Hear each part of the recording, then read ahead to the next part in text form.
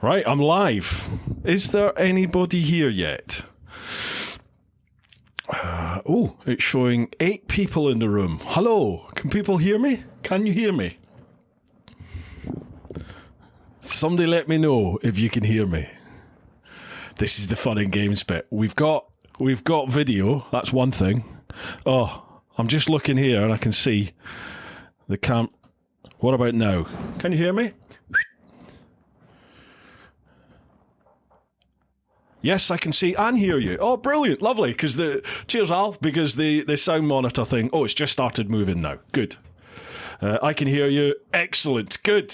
Finally. This is about the 5th one, and it looks like we've actually got it working. I don't know what I did differently, but excellent. Right, how's everyone doing? Everyone good? Shall we leave it till 7 before we crack open the beers, or do you want to crack on now? Somebody let me know in the comments. I did say 7 o'clock, but I thought I'd start early. I'm getting you in like 240p video. Hang on, am I still... I tell you what it is, folks. I am currently uploading... I tell you what, I'll stop the upload. I'll do that, and then... Give me 2 ticks. I'm uploading Mondays. There you go. Cancel that. Cancel. Okay. Right. I was uploading Monday's video version of the podcast, the one with Ollie Moto, and it's taken hours. It's taken hours and hours and hours. So hopefully that is better. Is the quality better? You might have to give it a couple of minutes and it should get up better. Yep, you're very pixelated. Hopefully it's going to get better. Somebody let me know. Johnny Hackinson, yes. Is that yes? The video's got better. Better now. Brilliant. Okay, sorry about that, folks. Yeah, I was just uploading the video, and that obviously that takes priority on the bandwidth. Unfortunately, I'm going to have to redo that again. I was trying to get the video up for you to watch either tonight or tomorrow. If I upload it, hopefully overnight, you should get it for tomorrow, those of you over on Patreon. Excellent. Right, so how is everybody? Everyone good? My first ever clan chat, David from Basingstoke. Hello, Brucey lad. How you doing, David? Welcome, mate. Welcome. Alan Duncan. Oh, there you are. Cracking now. Good. Excellent. This is... Well, what's Paul saying? We're getting you blurred like we have drank too much brown ale. Well, you better get going, Paul. Come on. Get some in you. I tell you what, folks. Let's crack a tipple open. If you've got a tipple of choice, then... let's get that open. It's 7 o'clock. God, I nearly had to down that. One in about 6 of these cans, I swear, I think it's Mrs. Teapot. I think she shakes like every couple of cans because I open them and it's a lottery whether or not it's going to erupt in my face or not. Right, okay, so, Slange.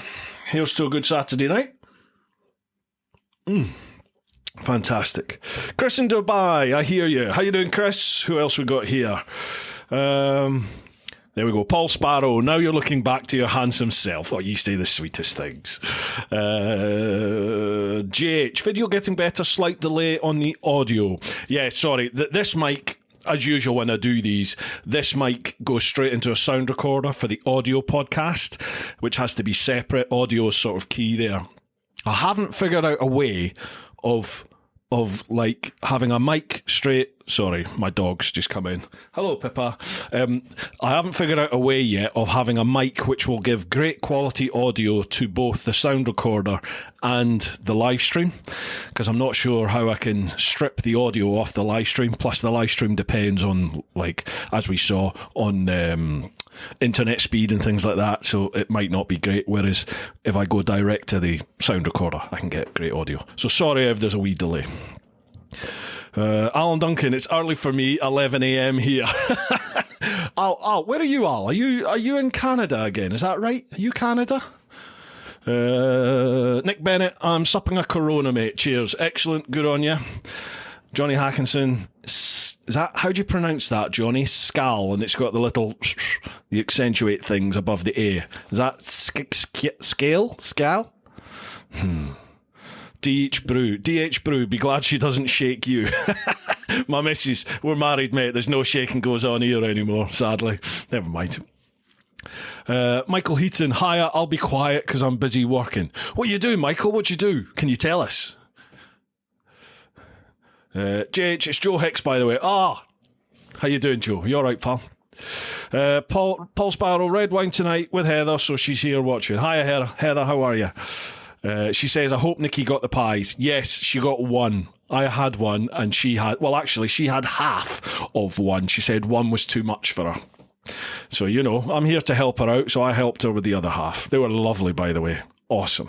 Milton Mowbray pork pies. Oh, yes. Thank you very much for them, guys. Pugwash Cape. Captain Pugwash. Evening all. How you doing, pal? Average Bikers in a Cave. Can you not bypass through your Zoom recorder? So, how do you mean on that, boys? Can I? You lot are proper tech wizards, by the way, you guys. So what? Can I connect this both to my Zoom recorder and then like the Zoom recorder to the computer? Can I do it that way? I don't know. What else we got here? Brian Longimanes. Hi, Bruce and all the clan. How you doing, Brian? Nick Bennett, did I hear you'd been around the world on a motorbike? A long time ago. I don't like to talk about it, Nick. Mike Phillipson, how you doing, Mike? Evening, big man. How's the single life going? Just you and the dog. Do you know what? Do you know when you're married, right? Sometimes you just think to yourself, God, I'd like my single days back just for the peace and quiet. Not the hanky-panky, although, hanky-panky, whatever. But just for the peace and quiet in your me time. Well, I've been alone for like a week, I think, 2 weeks. And I'm like, it's too quiet. The house is too tidy. I kind of miss my idiot. I quite like my idiot home now, but she's going to be away for at least another 2 weeks, and then she's home for a few days, and then she's away again for another 2 weeks after that. So I'm sure I'll be used to it. Come round mine for a party. I've got an empty. She'll never let me live that down, by the way. Johnny Hackinson, SCO, kind of. Right. So that little emphasis thing over the A, that turns the A into an SCO. SCO. Average Bikers in a Cave, yes. All right, so this mic into the Zoom and the Zoom recorder into the computer. I'll have to figure that out. In fact, I'll maybe drop you a wee line if you can walk me through that, please. 24 Charlie, Simo, how you doing, pal? Evening all. Were you this time 10 years ago, Bruce? Right. What date are we? 15th. I would have been merrily making my way through Germany, I think, by this point. I left... No, actually. I was a good 2 weeks in, wasn't I? So I started on the 1st of October, 2 weeks in. I was probably down Austria way, if not Italy. In fact, I'll tell you exactly where I was. I remember, because for my birthday, I turned up at Misano and tried to blag my way into the Misano circuit for a lap and got dinghied by the security guard. So I got a picture and a video out the front. So 2 days after that would be when the bearings went. I don't know if you remember in the series, my wheel bearings went when I was heading from... I was trying to go into Monaco, so I was crossing from Italy into Monaco, France, but my bearings went, so I had to go and get them fixed. That would have been around about the 15th, I think. If not there, then I'd be heading across France into Spain. Wow, 10 years ago, man. Crazy, isn't it? DH Brew, 2 weeks. Handy panky instead of hanky panky. Yeah, but even that gets boring after a while. Didn't think I'd be chatting about that on the live stream. Neil B, hey up Bruce, long time no see. How you doing, Neil? Slang stay apart. Joe, happy birthday to Bruce. Thank you very much. Cheers, Joe. Thank you very much. And thanks to everybody that sent me wishes, like birthday wishes. Blew me away that. There was so many. Thank you so much. I really do appreciate it. 46 now, 46. Excuse me. What is going on there? Blimey.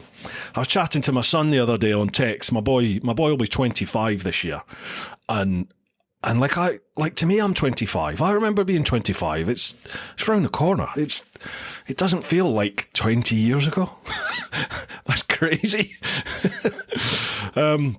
CP UK, how you doing? Had a skinful last night, just a cuppa for me. Fair enough, man, fair enough. I cannot do 2 days on the bounce anymore, or it takes a big effort. If I'm going to have like 2 nights on the bounce, hangovers last like 5 days now. You know, I'm talking minimum 3 days for a hangover. And I genuinely don't drink much anymore. Like literally, the only time I drink these days is on the podcast. So I'll maybe have 2, 3, sometimes 4 of these little wee things, and that's it.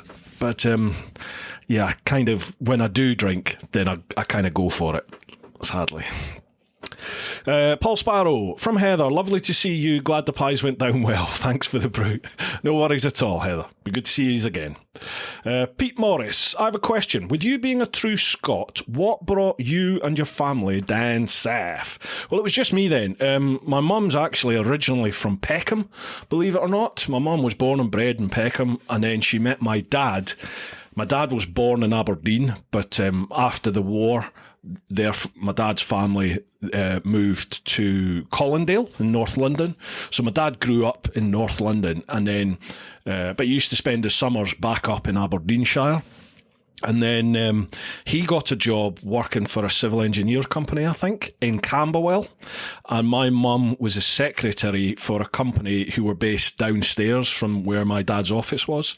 So he used to come down every day, apparently, and sharpen his pencil at her desk. And basically chatted her up, and, you know, they got together.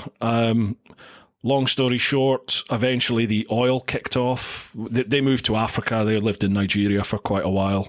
When my brother was coming along, they came back to London. So my brother was born in KCH, King's College Hospital in Denmark Hill. And then the Glasgow Airport and the M8 kicked off. You're going to regret asking this. That kicked off, so they moved back to Scotland. My dad was involved in that. And then the oil kicked off, so they moved to the northeast of Scotland when the oil all kicked off. And that's when I came about, and I was born and raised up in Aberdeenshire. And then, sadly, the reason I came down here, I was at uni, I'd graduated uni, wasn't sure what I wanted to do in life. I'd split up with my son's mum. Things were a bit bad up there. And my mum had moved back down to London to be near her family, because my dad by this point worked all over the world in the oil industry. I swear he's James Bond. He used to go places either just before or just after a war, but especially it's because of the oil. Allegedly. So my mum was back down in London. She had got cancer by this point, and I just thought, well, you know what? Mum's down there. The Met are recruiting now, and I just thought, it's a chance for a new start, and I'd be down there, you know, near my mum. So that was it. I made the decision to sort of move to London. The rest is history. Been down here ever since. But me and Mrs. Teapot, we are thinking about a move. You know, maybe in the next 5-10, I'd say. We're thinking of a move. Maybe back to Scotland, but don't know. I'd quite like to live up like the Lakes, Lake District way, or sort of North Yorkshire, all up there, up that neck of the woods. But we'll see.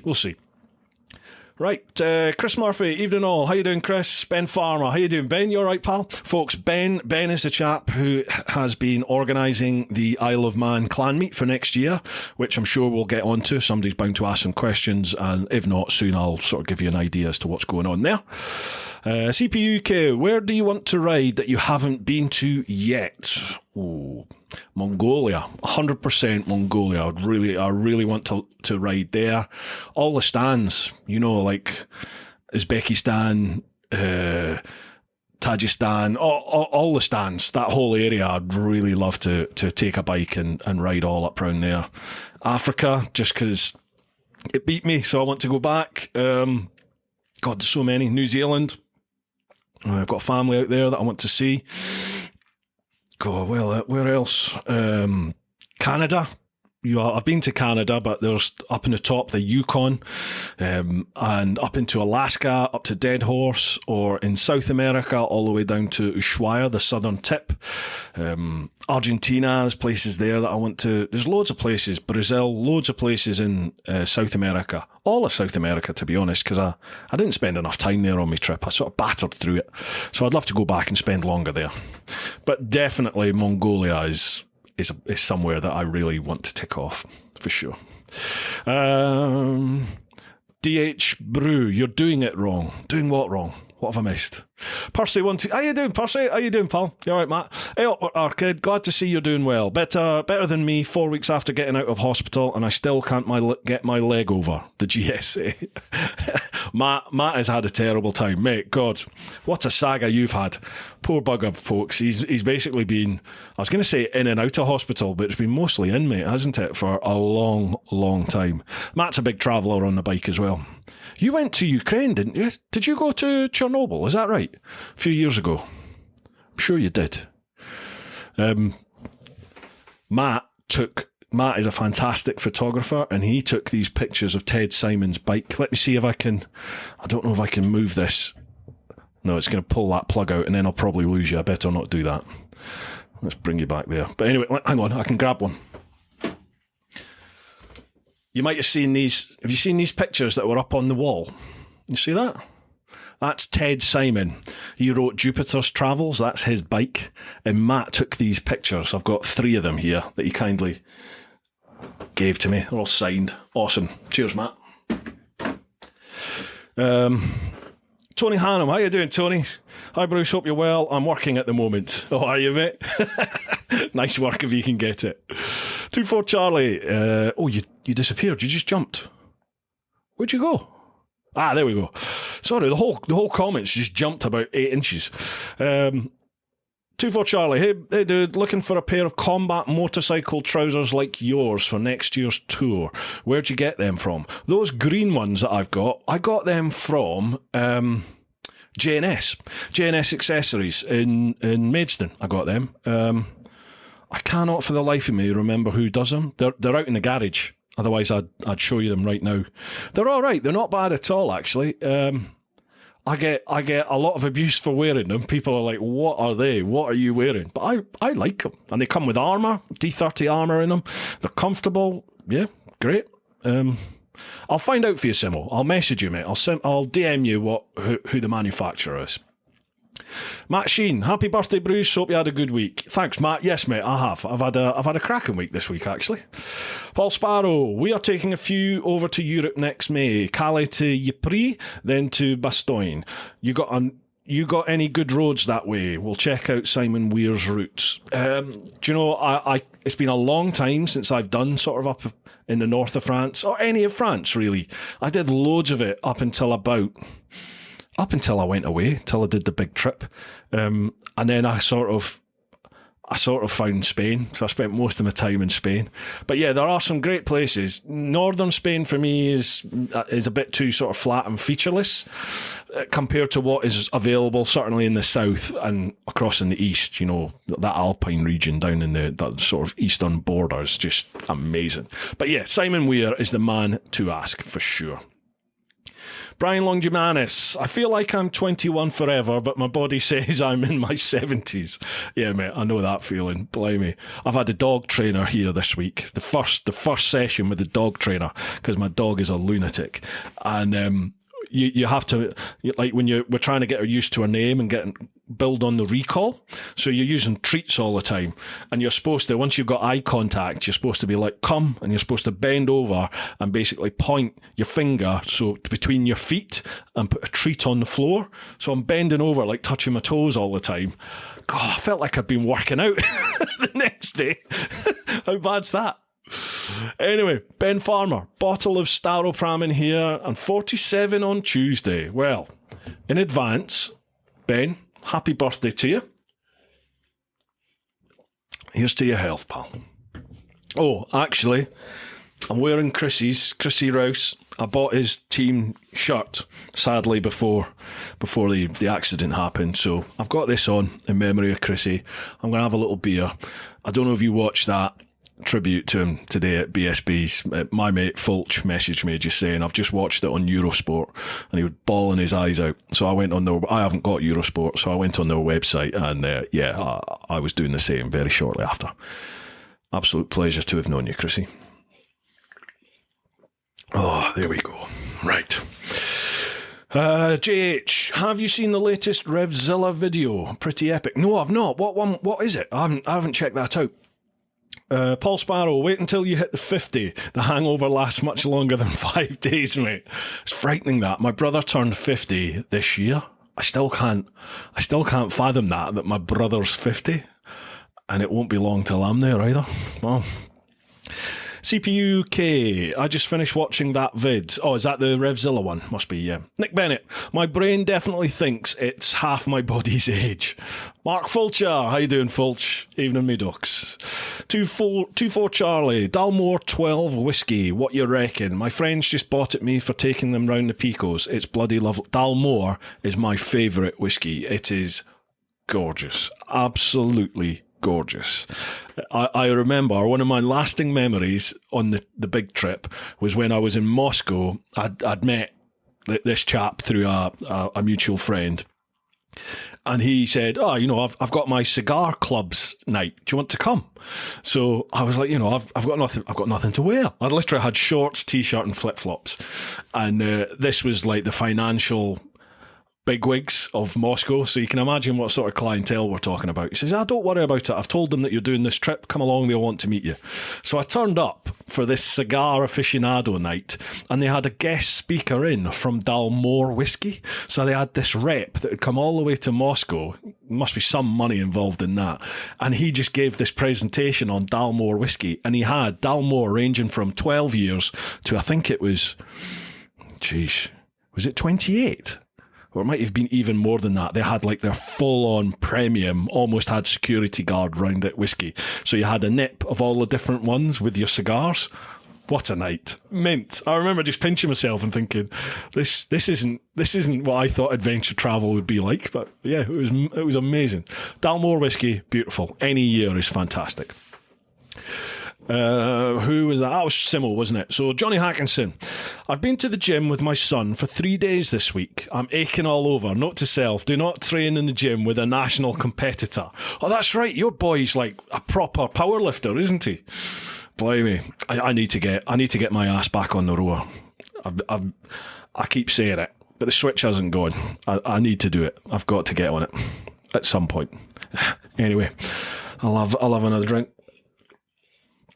Mark Fulcher, can I ask, did anyone else go to bed the other night and wake up the following day in 1984? What? Come on, Fulch, explain. Biker Buddy, good evening to all. How you doing? Chris in Dubai, sharpen his pen. Oh, you've just jumped. Where have you gone? Right, there we go. Chris in Dubai, sharpen his pencil. You can't say that about your dad. When my dad used to sharpen his pencil at my mum's desk. Hey. Mark Fulcher, Ben, are dates confirmed yet for the Isle of Man in April? Please, please, please, please, please. Yeah, they are. It's the dates that I first put out. Yeah, April. There it is down there, Ben Farmer. 21st to the 24th of April. So we'll get the ferry there to the Isle of Man on the 21st and the ferry back on the 24th. Ben has sorted out the hotel. He's sorted out like the pub for food, everything like that. He's just waiting for ferry dates to come out. And then, it'll be all systems go. Book your ferries. Let's go. I think there was like 80 odd people said they were up for coming, but I think once reality kicks in and we see like the ferries are going to be reasonably expensive. I think you're looking at a fairly reasonably expensive weekend. So I imagine those numbers will come down, but I think we should get a good turnout for sure. And thank you, Ben, for putting in the graft. Big Alex, evening Bruce, evening all. How you doing, Alex? Percy127, I'm up for tagging along to the stands. Yeah, definitely, mate. That would be awesome. Yeah, absolutely. Life in the Shady Lane. How you doing? I went to bed and woke up in Somerset, which is kind of like 1984. Fulch, explain this, mate. What do you mean about waking up in 1984? I'm behind here. I'm not getting it. Moto Trev. How you doing, Trev? Evening, Bruce. This isn't what I had in mind for only clans. My missus is watching Strictly. Perfect timing for a bit of live stream. Hope you're well and all the clan. You going to NEC Bike Show this year? I'm not sure yet. I haven't been asked to be there, so I'm not going to be there in any sort of professional capacity as yet. I'll probably rock up to go and have a little nose and see what's going on. At the moment, I'm going out to Toro on the 21st to 24th of November. I've just booked my flights today, so I'll be away for that. I think that's the last weekend, of the NEC, but I might pop up beforehand. Yeah, definitely. It all depends. Obviously, I have to work around Mrs. Teapot. One of us has to be here for the lunatic, the dog. Can't leave her alone for too long. Well, I don't like leaving her alone for too long. Only Clans. Yes, the Only Clans is basically I'm going to be branding the clan here. There's going to be a line of merchandise coming out called Only Clans. I'd had a few beers and thought this is a good idea. So I just need to come up with the final design and send it to Rog at the Influencer Store. DH Brew, Alaska, just watched TMF up there. I was so jealous TMF got over there. I think he went with Motorrad, didn't he? Him and Mrs. TMF, Carol, they went. Looks amazing. Nice little series that. If you want a nice relaxing tour series, that's the one to watch. Simon Lewis, evening all from Yorkshire. How you doing, Simon? You all right, pal? Motor Trev, tours for next year, Bruce. Yes, I'm just trying to get the Isle of Man series edited at the moment. Probably, hopefully, another week, 2 weeks, and I'll have that done, and then I will be getting to work for the tours next year.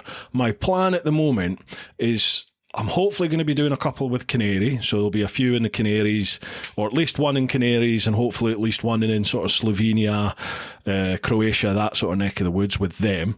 And then with my own tours, there will be a Scotland one. I'll hopefully be doing a Wales one with Graham from Adventure or Motorbike TV again.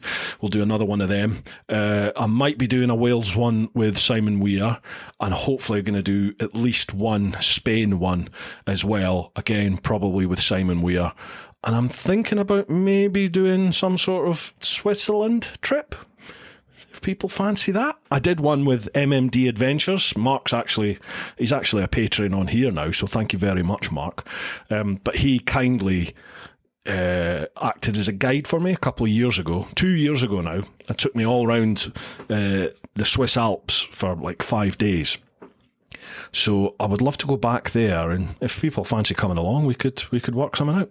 But yeah, you're looking probably about another month, and I'll have the tour itinerary ready for you to post up, and I'll post up on Patreon for you guys first, because they do go quite quick. Excuse me for interrupting, folks, but it is sponsor shout-out time. And this month, we have a new sponsor.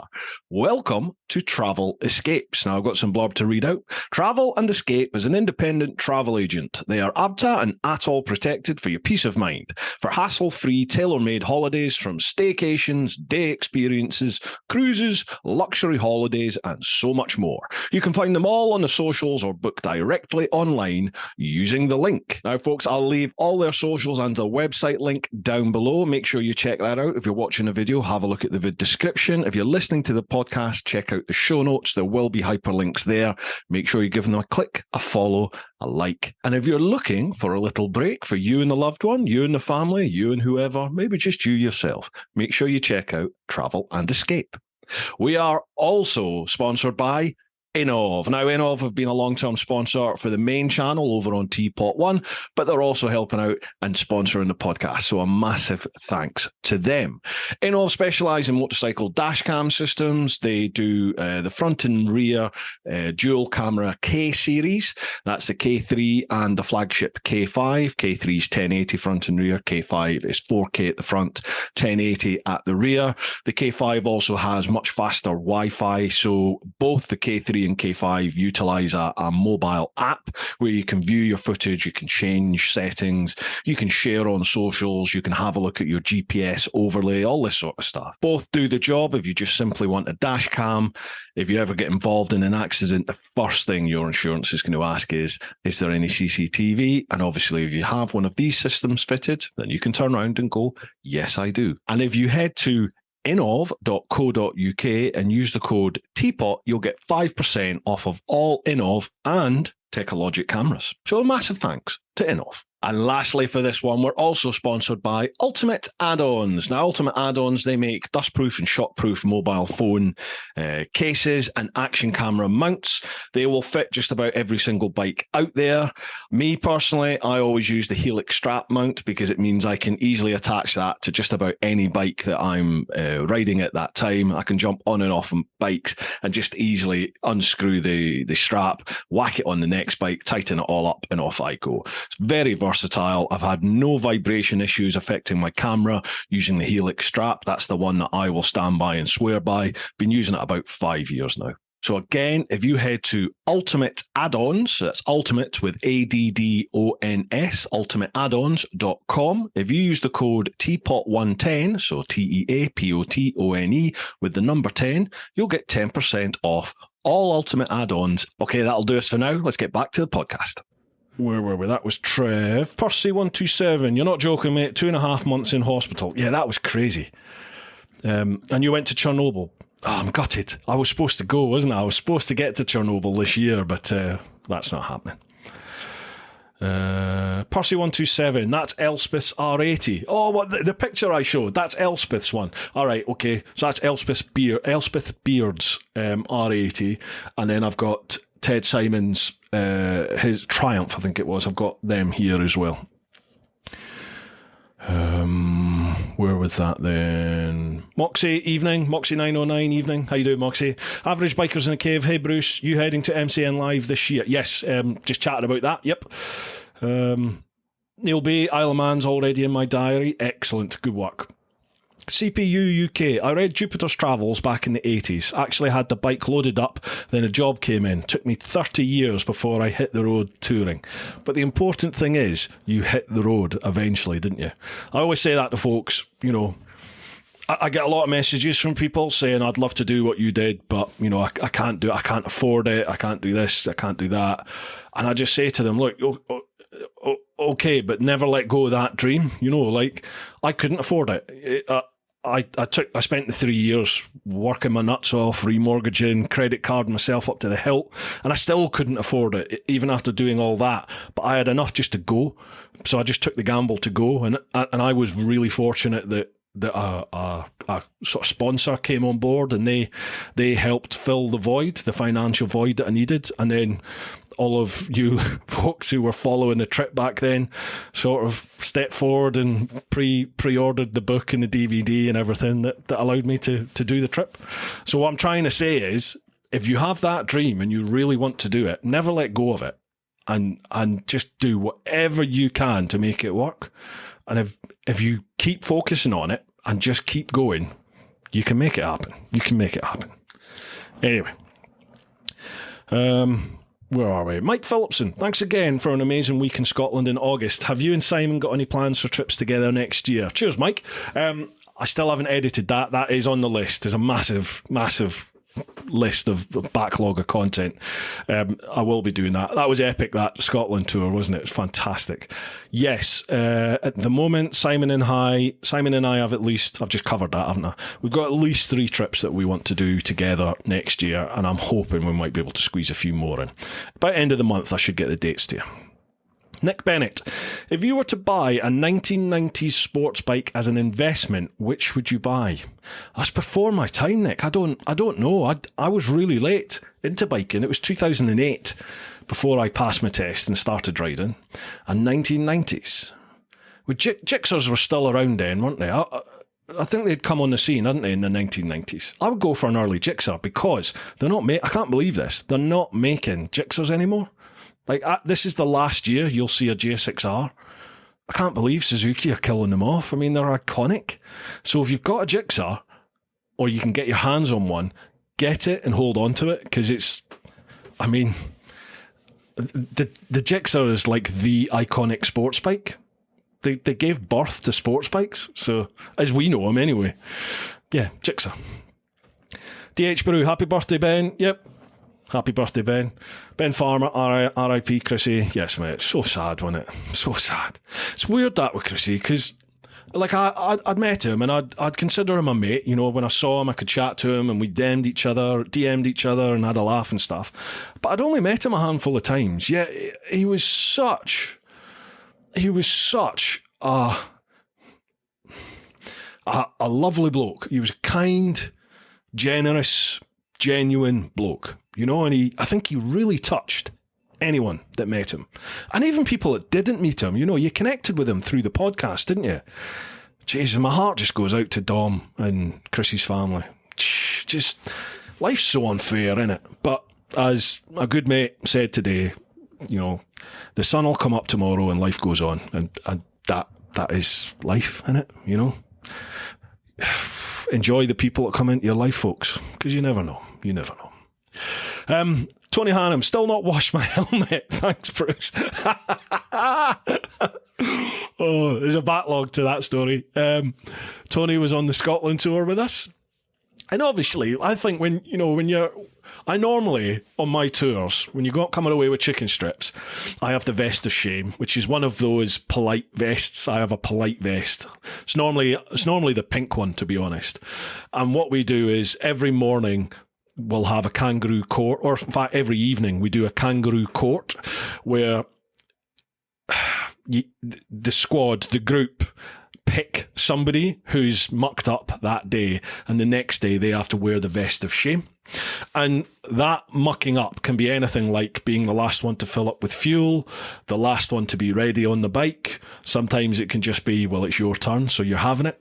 So you're always looking for stuff. You're always looking to see who's forgotten the gloves, who's, I don't know, just anything. Well, on this Scotland tour, Tony left his helmet at reception, so we booked into the digs for the night, and Tony just left his helmet. So I was like, oh, happy days. So I picked it up, and I may have dropped part of my anatomy into the helmet and sent a naked picture to the WhatsApp group showing where the helmet was placed. But obviously I didn't let Tony know about that till the next day. In fact, it might have been after the tour was finished, when probably when he got home, when I sent him the picture to let him know where his helmet had been, and he's been wearing it for the rest of the tour. So sorry, Tony, about that, mate. I'm sure you'll get your own back. Carl Dutz, Rideouts. Hi all new to the clan, be gentle. Canada, coast to coast would be outstanding. Hi Carl, welcome to the clan, mate, and thank you very much, mate, for going the extra mile. Really do appreciate any and all support here. Yeah, Canada, coast to coast, it would be pretty epic, wouldn't it? I just remember that middle part of Canada, the plains. It was just like 1,500 odd miles of nothing. There was nothing. It was just flat ground as far as you could see in every direction. Just flat, featureless ground. But I would definitely love to go back and explore Canada. Cam Craig, hey Bruce, just got the computer working. Usually use the TV, but no good for commenting. Got a wee dram on the go now. Cheers for Craig. Craig, welcome, pal. Welcome. Thank you for making the effort. Michael Heaton, mate, I'm only 48. My youngest lad just made me a granddad. Wow, that's got to be a mega feeling, pal. That's got to be awesome. Oh God, the comments have just jumped again. Sorry. There we go. Right. Yeah, Michael, congratulations, mate. That's mega. That's mega. I'm still... Oh, shh. Bloody watches. Does anyone else's watch interrupt all the time? Yeah, I'm... Part of me is really looking forward to if that happens. If my boy goes down that path or not. He's out in Canada. He's out in New York at the moment visiting his missus. She's out there at the moment. So he's gone over to see her. Mark from Leeds. Evening, Bruce. Hope you had a good birthday. The GoPro's awesome. Cheers, brother. No worries at all. I sent Mark one of my old... Was that the GoPro 7s? Is that right? I think it was a 7, wasn't it, Mark? Yeah, glad it got there, mate. Appreciate it. And yeah, I had a cracking birthday. Cheers, dude. Mark Fulcher, if anyone didn't see the CR tribute by BSB at Brands today, it was bloody incredible. Did the lad proud. Yeah, mate, it's just... I didn't see it on the TV because I've got BT Sport, which I got specifically so I could watch Eurosport, and now it's not on BT Sport, so I haven't seen it, but I had a look on their website. DH Brew, Dalwhinnie, 21-year-old, much nicer. 21-year-old whiskey is going to be lovely for sure. Dalwhinnie's nice, definitely. That was a really nice one. Mark Fulcher, I'm 27 kilograms down. What, as in you've lost 27 kilograms? Is that what you mean, back in 1984? He's cryptic, Fulcher, isn't he? He's cryptic. Percy127, don't go to the gym. It's what landed me in hospital for 10 weeks. That's right, wasn't it? You were trying to get fit. Give yourself a heart attack. Mark Fulcher, woman in charge, Tories, interest rates, 1984. Ah, right, okay. That's what okay, gotcha. Do you know, I don't watch the news anymore. I don't watch the news. I don't read papers. I can't be bothered with it. Maybe that's me just being, maybe I'm being a bit irresponsible. I don't know, but I feel so much better for it. I just don't bother with it. If it's that important, I'll find out. I'll find out somehow. But I don't sit in front of the news anymore. I'm not interested. DH Brew, screen froze. Anyone else? No, mine. I can see mine. Anyone else okay? Everyone else okay? I think I'm quite behind in the comments. Biker Buddy, what days are you at the bike show this year? I thought I've already covered that. I'm not sure yet. I don't know. I'm not there in any working capacity. If I do go, it'll just be as a punter. Chunky Bearded Biker, evening buddy. How you doing? You all right, bud? Brian Longimanis, Isle of Man, I'm in. Take my money now. I'm not taking any money for this at all. It'll just be a case of once the ferries and everything are all finalised, I'll post up on Patreon to say, right, get your ferries on. It's going to be the 21st and the 24th of April anyway. 21st going, 24th coming back. But as soon as the ferries are available, I'll post up. Everyone can book their own ferries, and then I'll post up the hotel details, and you just book your room. Sort it that way. A lot less grief for everybody involved. 24 Charlie, September, October 2023, Picos or Pyrenees. Took some newbies the other week to Picos, but I'm feeling like I've done it to death now. Any places I should aim for in the Pyrenees? Any other places in northern Spain? Do you know, I used to do Pyrenees all the time, then I found the Picos, and I sort of just did Picos. And then one year I decided I'll go back to the Pyrenees. I took Brian Longimanis. I took Brian, Matt Ward, load of other people. Dave. I took a load of folk. No, did Dave come? Can't remember. I took a load of people to the Pyrenees, and it was great. But I still don't think it's as good as the Picos. Genuinely. Maybe it'll be worth you going, Simo, to the Pyrenees just to get the fire back for the Picos. You can't go wrong. You can't go wrong in either place, but I personally just prefer the Picos. Route-wise, I've done a tour series on the Pyrenees. That's the one when I took out the Triumph 1200 to the Explorer. So if you look at that, I think I've put routes and stuff in the vid descriptions, and you can certainly figure out the route by the vids. I always give place names and road names and stuff as I go, so it's all there. Or just go on Simon Weir's website and spend 99p for a route. It's there. CPU UK, only clans, please don't get naked.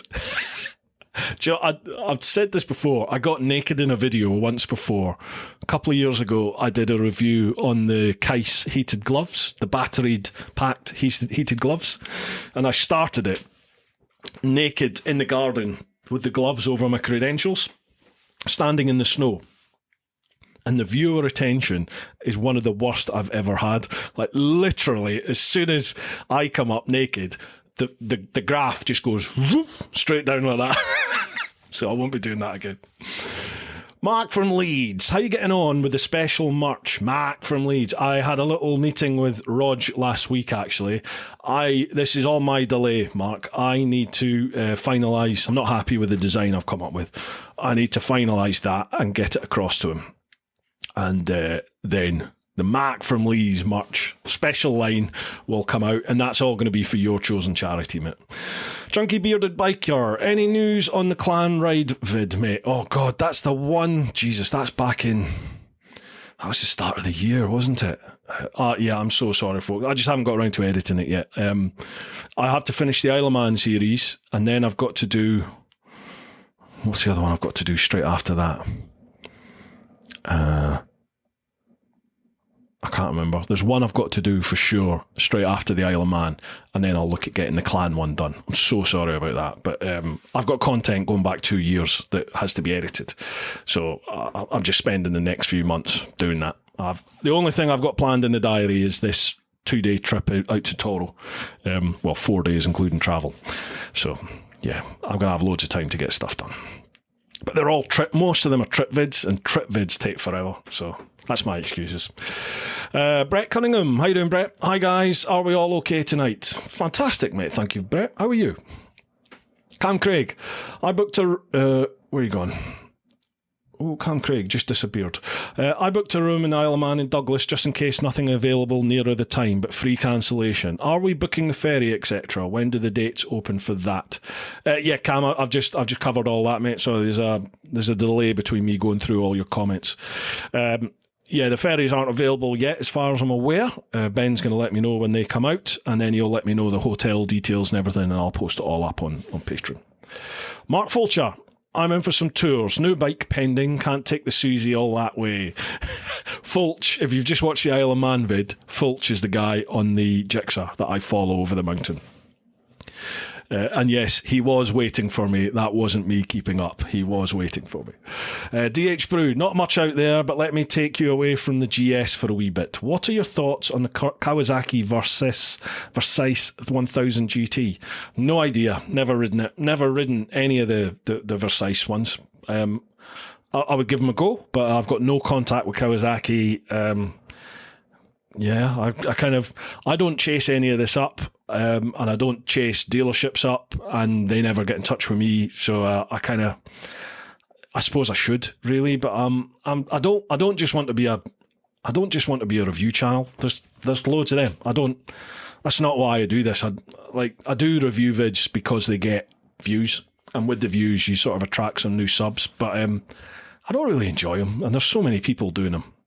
And I kind of don't feel like I'm qualified. You know, I'm just like anybody else out there. There's journalists out there that really know their craft, who, like, they're the people you should listen to, I think. But if I can get a shot on one, I'll certainly take one for a spin and give you my thoughts if you want. But yeah, if I can find somewhere that does one, then I'll take one out for sure.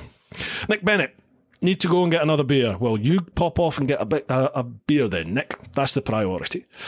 Peter Morris. Dreams. Let go of mine years ago. Wanted to be a jockey or a porn star. Too big for one and too small for the other. Very good. You've been waiting ages to use that line, haven't you, Peter? Biker Buddy. I'd love to go around the world, but I'll never outrun the wife. Damn, she's quick. Your missus is fast. She is really fast on a bike. Nick Bennett. I want a GSXR 750K7. We'll get one. Find one. Now's the time to find them. The prices have probably already gone up because they stopped the 750. They stopped the 750 a while ago, didn't they? Quite a few years ago. But yeah, if you can get one, get hold of one. Mark Fulcher, like me, keeping my GSXR 1000R. Yeah, for sure, mate. That's a work of art, that bike. Keep hold of that. Ben Farmer at Cam Craig. I'm talking to the Sefton Hotel, hoping for a discount in the next few days. The ferry timing should be out any day, according to the Steam packet, but space should not be a problem. Do you know, I've just realised something. Although this is a private live stream, just for all of us here on Patreon, it's going to be public, isn't it? It's going to go public for everybody to listen to, and I've just given the dates and everything out there. Maybe I'll stop saying anymore. Cool, blimey. We'll keep all the Isle of Man stuff. We'll keep that private on the Patreon page, folks. So don't comment anymore with details on here, otherwise we'll have loads of people rocking up. And filling up the ferries and hotels. Brian Longimanis, I had the vest for 2 feckin' days. Yes, you did, mate, didn't you? You got it because you took too long to put your gloves on? Is that right? So you got it. Was that the Pyrenees? That was a Pyrenees, wasn't it? I think you got it straight off the ferry from what I remember. We're filling it with fuel. Biker Buddy, I'm setting off for Sid Cup, but my ears are still on if I don't get to comment again. Keep up the good work. Oh, awesome. So you're listening along. Wow, nice one. Sid Cup, that's up the road from me, mate. What are you doing in there? What are you doing in my manor? Mark from Leeds, helmet in helmet action. Tony is a top lad. He is. Tony is a good boy. He's a good sport. CPUK, Canada, coast to coast has nothing. It's empty. I tell you what is good though. Is it British? Yeah, British Columbia. Oh, like from Vancouver up and across to Alberta. Oh, that is what I thought Canada was going to be. Just beautiful, gorgeous mountains, like Scotland on steroids. Stunning. Percy127, what do you think of Mark Travels travelling the world on an EV bike? Awesome. Amazing. Mark, I'm meeting up with him. He's going to come on the podcast, and hopefully I'll do a vid or two with him as well. He's going to come and meet me. Hopefully I'll be able to get him to crash over here, and we'll do a little trip up to English Electric, see if they can help him out, because his battery's knackered, innit? He bought a second-hand Zero bike, and it sounds like the battery was knackered when he got it. So he's trying to get that sorted as we speak. But I think it's amazing. He's if you've not checked out Mark's channel, it's called Mark Travels, MARC Travels. It's brilliant. German guy, young German lad, and he's just set off to ride an electric motorcycle, a Zero, all around the world. He's by himself at the moment, but his missus is going to join him eventually. She's got a 4x4 Jeep, and they're just going to spend however long they need and travel. I think it's fantastic. He's not naive. He's very laid back. He fully anticipates he's going to have issues, but he's just going to give it a bash and see. Good luck to the man. Mark Fulcher, the 27 kilograms is how much I've lost. You were on about getting your arse back on the rower. Yes, mate. Yeah. You have trimmed down a bit, haven't you? CPUK, Mark Fulcher, I think I found it. What, the 27 kilograms? Me too, mate. Hobby time. Hey, Bruce, finally made it. Good man. Good to have you here. Hartley Rides. Hi, Bruce. Sorry a bit late. No worries at all. Percy127, wasn't a heart attack, it was 2 weeks of internal bleeding. Everyone said it was sciatica. It was sepsis. 2 weeks in ICU with pneumonia, tachycardia, heart defibbed, and 2 months unable to walk. I lost 23. You've lost 23 kilograms? Blimey. Good God. You sound like you've had your work cut out for you there, Matt. Blimey. Bloody hell. Carl Dutz Rideouts, any thoughts on another meetup in the Lake District? Yeah, I would love to. I can't do anything pretty much for the rest of this year. December's going to be the next opportunity I've got to go anywhere and do anything at the moment. But to be honest with you, I'll probably save it till next year at the moment.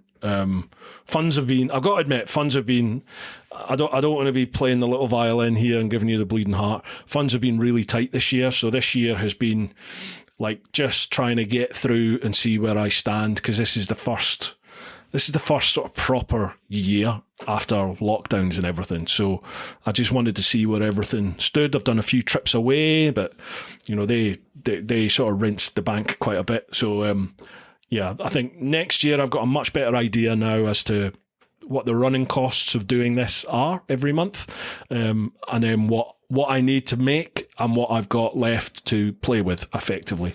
So yeah, next year I've got a few ideas in the pipeline. Not quite sure if I've got the finances yet available to do it, but I've got a few plans. So we'll see. I reckon the next clan ride out will be. If we can get one in before the Isle of Man next year, fantastic. Watch this space then.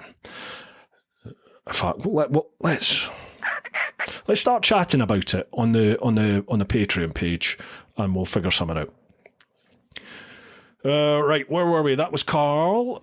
Neil B, just back from northern Spain with the Canary Boys. The Canary Boys, some epic riding in the Cantabrian mountains west of the Picos. The Canary Boys, who's that?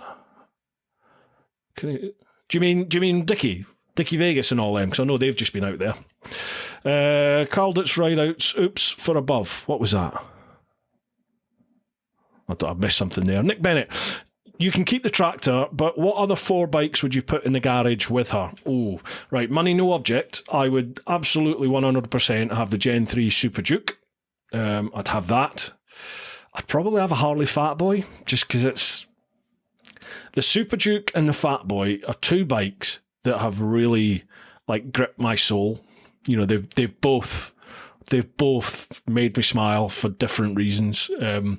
So yeah, I'd have a Fat Boy. I'd have the Super Duke. Is the Gixxer from the World Trip, is that included already, or can that be one of the 4? If not, it would be the GSX-R I took. I'm never getting rid of that.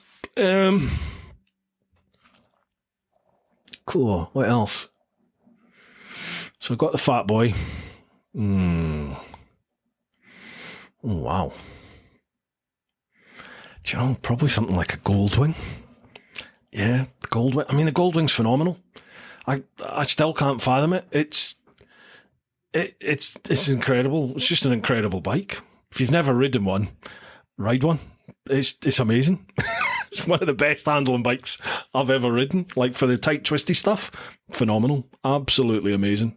Yeah, that'll be it then. Goldwing, J6R Thou, Harley Fatboy, Super Duke R. There we go. Peter Brownsmith, how you doing, Peter? You all right, pal? All right, folks. Hope all is well. All good, mate. Thank you. Chris Murphy, I keep losing audio. Oh, no. Does anyone else keep losing audio? Are you all okay? Hobby time. Went to the Isle of Man 8 months after I had my leg amputated on my adapted Vulcan S.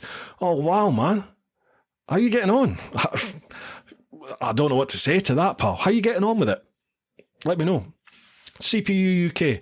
I took the Versace 1000 out for a day. It's a good bike, great suspension. 1000 SX is better if you want to ride sporty. A pal of mine had that. He had the SX and absolutely loved it. Absolutely loved it. Ben Farmer, me and my big mouth. What about the Isle of Man? Yeah. I'm just as bad, mate. I spouted forth all the details as well. Mark Mundy, late to the show. How did I forget? Hiya! How you doing, Mark? You all right, pal? Thanks very much for coming. Tony Hannum, had a day out with Simon Weir. Great day. Helped me out with my riding. Fantastic. Did you enjoy it? I remember you said you were gonna do that. Yeah, folks. If you're interested, if you would like a day where Simon Weir, he's an accredited instructor, so he will. You can book a one-on-one with him. He'll come out and he'll watch your ride. He'll advise, give you some tuition if you want that. And Tony's done it, and I think Big Dale's done it as well, hasn't he? I don't think Dale could make tonight, actually. Right, so that was Tony. Brian Longimanis, I nearly missed the ferry and then got feckin' searched. That's right, that's why you got the best of shame, wasn't it? We're all stood down at Portsmouth waiting for you. And, and then you almost had the gloved hand for the search, didn't you? You do look dodgy, got to be said. Chunky Bearded Biker. Mate, Mark's Travels channel is awesome. Been following his trip. Really look forward to hearing that podcast. Thanks, man. Yeah, it is good, isn't it? It's really engaging. His vids are quite short. They're generally around about the 10-minute mark long because he does them, I think he does them almost every day. It's almost one vid a day, nearly.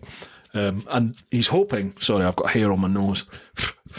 I think he's hoping that he can build the channel and the following to an extent whereby the ad revenue that he's hopefully will make from the vids will help fund the trip. So, it's a brave move. So I've got dog hair or cat hair around my face. Yeah, that's a brave move. But if you're doing a vid one day or every couple of days, you're going to start earning quite a lot of revenue. Certainly with the views that he's getting, because he's getting good views. And his subscriber count has shot from like 10, 15,000 up to about 50,000 already. Again, you've not checked it out, folks. Make sure you do. Moto Trev, has the new lid arrived? No, I've not heard anything at all. When we spoke about it, Phil just said, I'll just turn up with it. It's somewhere. So I don't know where he's going to turn up. I've no idea. He said it was nearly done the last time we spoke. So I can't wait to see it. I'm trying not to think about it. When it turns up, it turns up. Mark Fulcher, on a more serious note, have you seen the new M1000RR Beamer? I have. I love it, but I also think it almost looks like... Do you remember back in the 90s when you had those Nova SRIs and SRRs or SR? Remember the little Novas, the wee cars? They were the in cars when you were like 16, 17, 18. They were the cars to get, certainly up in the northeast anyway, and like northeast Scotland. But people just used to throw everything at them. They'd get spoilers and like wheel arch kits. They'd get everything thrown at them. And I think the new Beamer just kind of looks like it's had everything thrown at it, but I still think it looks gorgeous. Will I ever have one? Probably not. I don't know. I did think next year, because my finance is due up on the GS end of June next year, I did think, could I have one last hurrah and get a sports bike? and maybe get the RR. But then the new GS is coming out, isn't it? So I'm kind of thinking I have to get the new GS. I don't know. I'll have to wait and see. I'll make that decision pretty much at the time, I think. I'm probably going to be at the dealership and then I'll make my mind up. But yeah, it looks amazing. It looks amazing. CPU UK, Mark Fulch, I think BMW are taking the piss now. Specs look amazing though. Yeah, I mean, it's incredible, isn't it? It's absolutely, it's just insanity. The power that these bikes are putting out now. Most of us are never, ever going to use any of that power. And you can say what you like. Most of us are never going to use that power, certainly on the road. But good bragging rights, isn't it? Brian Longimangis, C90 for one of the 4 bikes. Yeah, see, I've still got my little 125, haven't I? I've still got the wee, I can't even remember what I called her. Do you remember when I was on the motorbike TV show last year and we got 500 quid to go and buy a bike and we had to get it to the KTM centre in Wales to do the Bike Olympics. So I bought this little second-hand Chinese 125. I've still got her. And what I want to do is I want to strip her right down and then totally rebuild the bike, customise it, just so I can learn mechanics and come up with something pretty decent, hopefully. But I've got no money, I've got no skills, and I've got no knowledge, and I've got no equipment. So we're off to a good start. There may be a development in that, which should be happening on the podcast within the next month. I've got some people coming on the podcast who I'm really looking forward to talking to, and I might be paying them a wee visit. And that may or may not have something to do with my little 125. That's all I'll say. Where are we? Johnny Hackinson, EV for one. Do you know, I do enjoy EVs. I really do. I think we're going to see some big developments. I didn't. When I did the Around the UK ride, and I did the review before that on the new Xperia, I was sort of in my mind's eye, I was like, I don't think there's going to be big developments technology-wise within the next couple of years. This is what we're looking at. Part of me is now thinking, I've had a lot of messages and contact and DMs from people since I did those vids. Whether they're BS or not, some people have said some things where they're like, there are huge, developments in battery technology right on the horizon. If they're right, then well, we could be seeing quite practical bikes, quite practical ranges, quite practical charge times. But again, it comes down to the infrastructure, isn't it? And the infrastructure at the moment, although there's a lot more chargers than I think most of us think there are, certainly more than I thought there were, there's still not enough at times, and they're not particularly well looked after here in the UK. A lot of the time you get to them and they're not working. So that has to be worked at. I'm not averse to having an electric bike at all. They're great fun to ride. They really are good fun. But I'm not sure if I'm ready yet to have one. We'll see. Mark from Leeds. Tony Hannum, did you enjoy your off-roading on the AT with English Motorcycle Adventures? Oh yeah, you lads have all been up there, haven't you, with Pete English? He's away again, isn't he? I think I saw on Instagram he's gone off on another adventure somewhere. Gee whiz, he's certainly living his life. Good on you, Pete. Hobby time. You want to do a Kawasaki road test? Come test me Vulcan, not far from Dickie Vegas. Ah, right. That's your adapted Vulcan. I'd be up for that. DM me or email me. info@teapotone.com. I'd be up for doing that. Peter Brownsmith, what's your thoughts on the new BMW S1000RR, bud? Looks interesting, but at 27k spec'd up, it's getting pricey. But will be a blast on a test ride. Yeah, M1000RR. We just chatted about that, didn't we, Peter? It's, money is ridiculous. The money that they're starting to charge, I think most of the big sports bikes now are around about that 20 grand and north, which is just insanity. I think the Gixxer was even 17 grand, wasn't it? Which is just crazy. I've had five GSX-R 1000s, maybe even 6 GSX-R 1000s, and I never paid more than 10 grand for any of them. Mind you, the last one I got was 2014. But even then, 8 years, the prices have jumped from 10 grand to what's that, 17 grand, 18 grand for the latest J6R 1000? Nuts. Nick Bennett, keep the tractor and buy a used sports bike, mate. Yeah, I don't know. I haven't got the money to keep both bikes running, mate, to be honest with you. So it'd have to be, I can only afford the one bike. Ben Farmer, new GS and sort the Gixxer in the garage. Yes, that's the plan. But I've got to be very delicate how I handle this sort of renovation of the Gixxer, because I don't want the Gixxer to lose like the character, the patina that it's got. But to get her roadworthy, she's going to need quite a bit of work and quite a lot replaced. Like, I don't know. We'll see. I haven't really sat and had a good look at it. What I need to do is, I've got my mate Dan, who's a cracking mechanic. I think I need to speak with him, and I need to get the Gixxer, Susie. I need to get Susie to Dan and let him lift her skirt and have a good old look and determine what is needed to get her back roadworthy. And then I can go from there, because that'll give me an idea as to what costs are involved and what I need to work at. But I really would love to get her back on the road. That would be mint. I think that's what I'm going to do. I think I've made a decision. Right. Excellent. It's good to talk. Where was that? That was Ben. Cheers, Ben. Thank you, mate. You give me the inspiration there. Chris in Dubai. The M1000RR looks very cool as well. Single R. Oh, sorry, the M1000R. That does. Do you know, the S1000R, that bike never really did it for me. I rode it and I just didn't.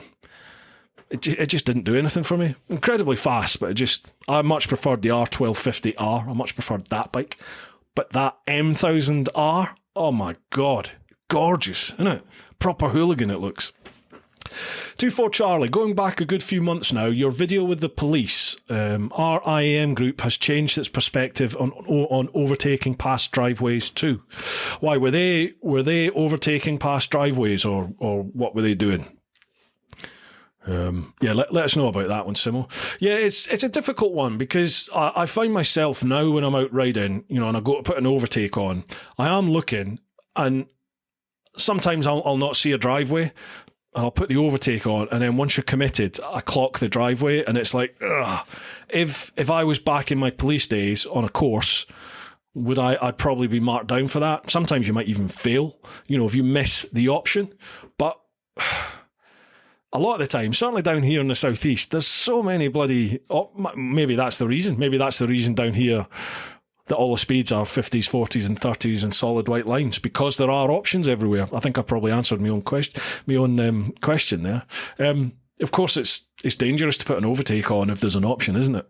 So, because anything could come out of those options. I don't know. I'm not a big one. See, for these. I think advanced training is a good thing, but the reason I don't like join an IAM or a ROSPA club and do that whole thing is because it all feels too rigid to me. Like I think biking is really personal. I think it's only you are on that bike at that time. Only you know how you're feeling. Only you see what you see, hear what you see, feel what you feel, and only you can make that decision whether the overtake's on, whether it's not on, what road position you want. Anyone else can comment after the fact. Anyone else can watch a video of it and comment, obviously. But at that time, it's down to you. And I don't like the way IAM ROSPA put in all these rigid sort of criteria. So it's just not my cup of tea. I like the fact that I've had advanced training and I've got that knowledge, and now it's just down to me to apply that to my riding. One thing I will really, really recommend, and I still haven't done the video yet, Rapid. You've probably seen them on all the social media. Rapid rider training, fantastic. Without a shadow of a doubt, the best civvy road training I've ever done. It's fantastic.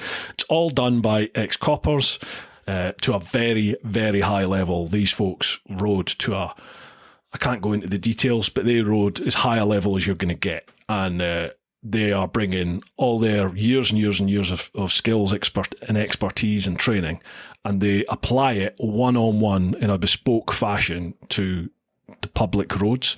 It's well worth doing. It really is well worth doing. They're the ones I suggest you go with. Okay, I've got on my soapbox there, didn't I? Sorry about that. Mark Fulcher, GSs are about as common as GSXRs on the Isle of Man. Why would you get another one? That was funny. Fulch gave me pelters at the Isle of Man because he said, everywhere I look, there's just a GS. And I was like, okay, how many Gixxers are we going to see? And I think there was probably 3-1 Gixxers to GSs. They were just everywhere. Nick Bennett, I'd have a spec'd up Super Duke R over the M1000R. Yeah, me too. Yeah, totally. Super Duke R for me is the best road bike going. Awesome. Love it. Alan Duncan, the new Ducati V4R looks insane. 240 bhp is MotoGP from only a few years back. Yeah, that's insanity, isn't it? 240 brake horsepower on a road bike. That's just crazy. Absolutely crazy. I want one. But again, I wouldn't be spending that money. And imagine the insurance. What is the insurance going to be like on that bike? Crazy. Anyway, Chris in Dubai, I'll keep my Rocket GT. It's cooler. It is actually. The Rocket is fantastic. I want to get a Rocket for like a 2-week review session. I need to speak with Triumph. I'd fancy taking it away somewhere. Do a little trip on the Rocket. I think that's how I want to do my reviews, is take them away somewhere, and not just this is the Triumph Rocket and it's got this on its engine and it does that. I don't want to do that. Everyone's doing that. I'd maybe take it away and do something different and have the review integrated into the trip. It's kind of what I tried to do with the Triumph, with the Explorer when I did the Pyrenees vid, because that ultimately was supposed to be a review of the Explorer. I'm not sure if I conveyed that in the vids. I maybe got a little bit preoccupied with riding in the Pyrenees and being away with the boys. Mark from Leeds, are you getting involved with the ABR next year, Bruce? I am there, yes. I'm going to be there. At the moment, they've not got me doing anything because they asked if I would do it and I couldn't commit because I possibly had that. I was meant to have that big 3-week trip to Nordkap. However, I spoke with the organisers of that trip a few months ago, and I kind of voiced my concerns that I felt we were too late to. That trip was going to be very expensive. You were talking about $5,500-6,000 for this trip, and I felt we needed to give people like at least a year notice so that they could save to come on that trip if they wanted to come. So by the time we'd spoken about things, it was already like 8 months or less, I think, or 9 months or less. And I just thought, we're not giving people enough time here. They wanted 20 odd people, I think, to come away. And I thought, I just don't think we're going to be in a position to do that. So I think what the plan is we're going to push that back to 2024 and start advertising it early on next year, hopefully.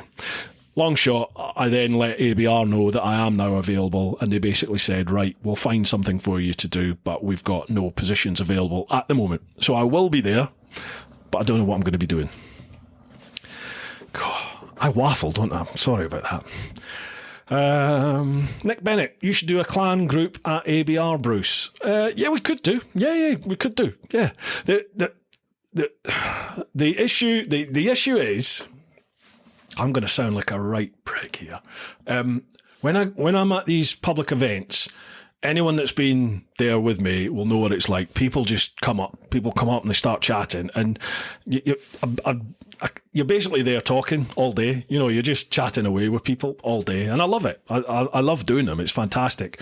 But to have anything else going on around about that, I'd feel like I'd be ignoring all you lot, because there'd be lots of other people coming up and chatting. Do you know what I mean?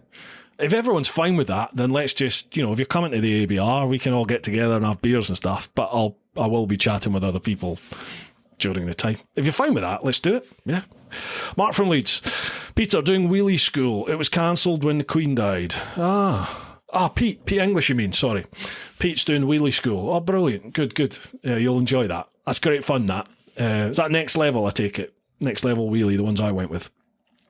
Average bikers in a cave. On EVs, I think it's all down to what you want to use it for. We had this chat. If we got one, it would be for those little runs to shops or for breakfast and coffee. If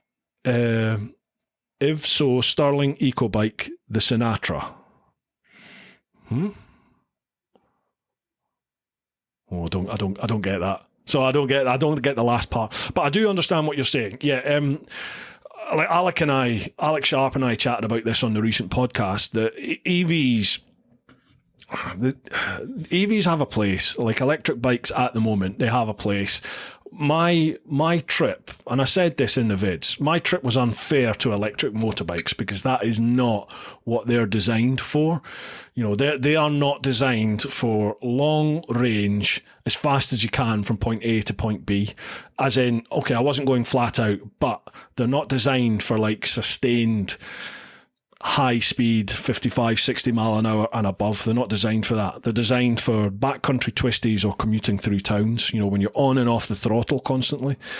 In that case, you know, current electric bikes, the Energicas, the Zeros, will give you good range. You know, the Energicas will do up to 400 kilometers, 220, 240 odd miles if it's just town riding. And they'll easily do 150 miles if you're just doing like A and B road, like enjoying the twisties. They'll do really well.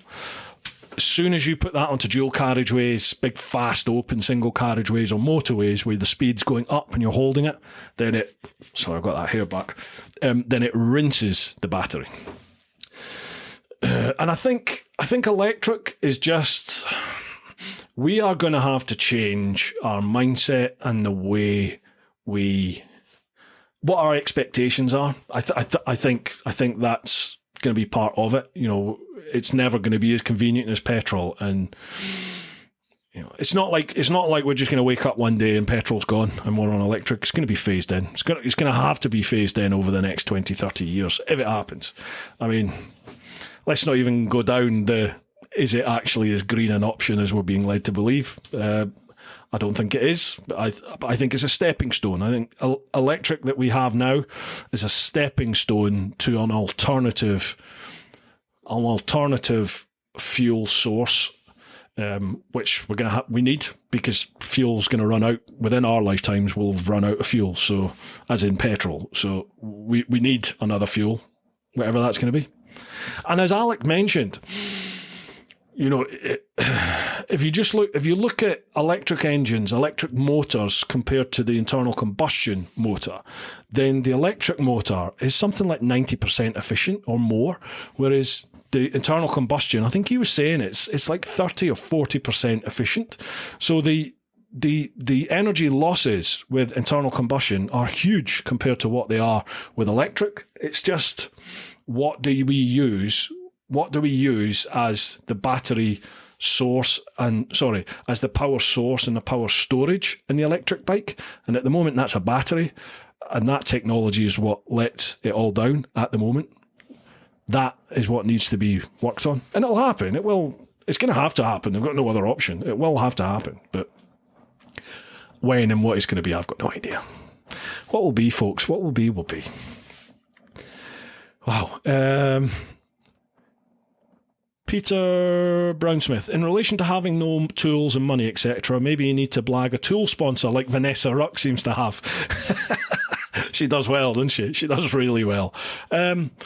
Yeah, maybe. But I think it's difficult with things like this because you have to show... I certainly wouldn't feel right approaching like a tool company and going, "Oh, I'm gonna do up my bike. Can you lend me, can you give me these tools or a ramp or, bits, something like that?"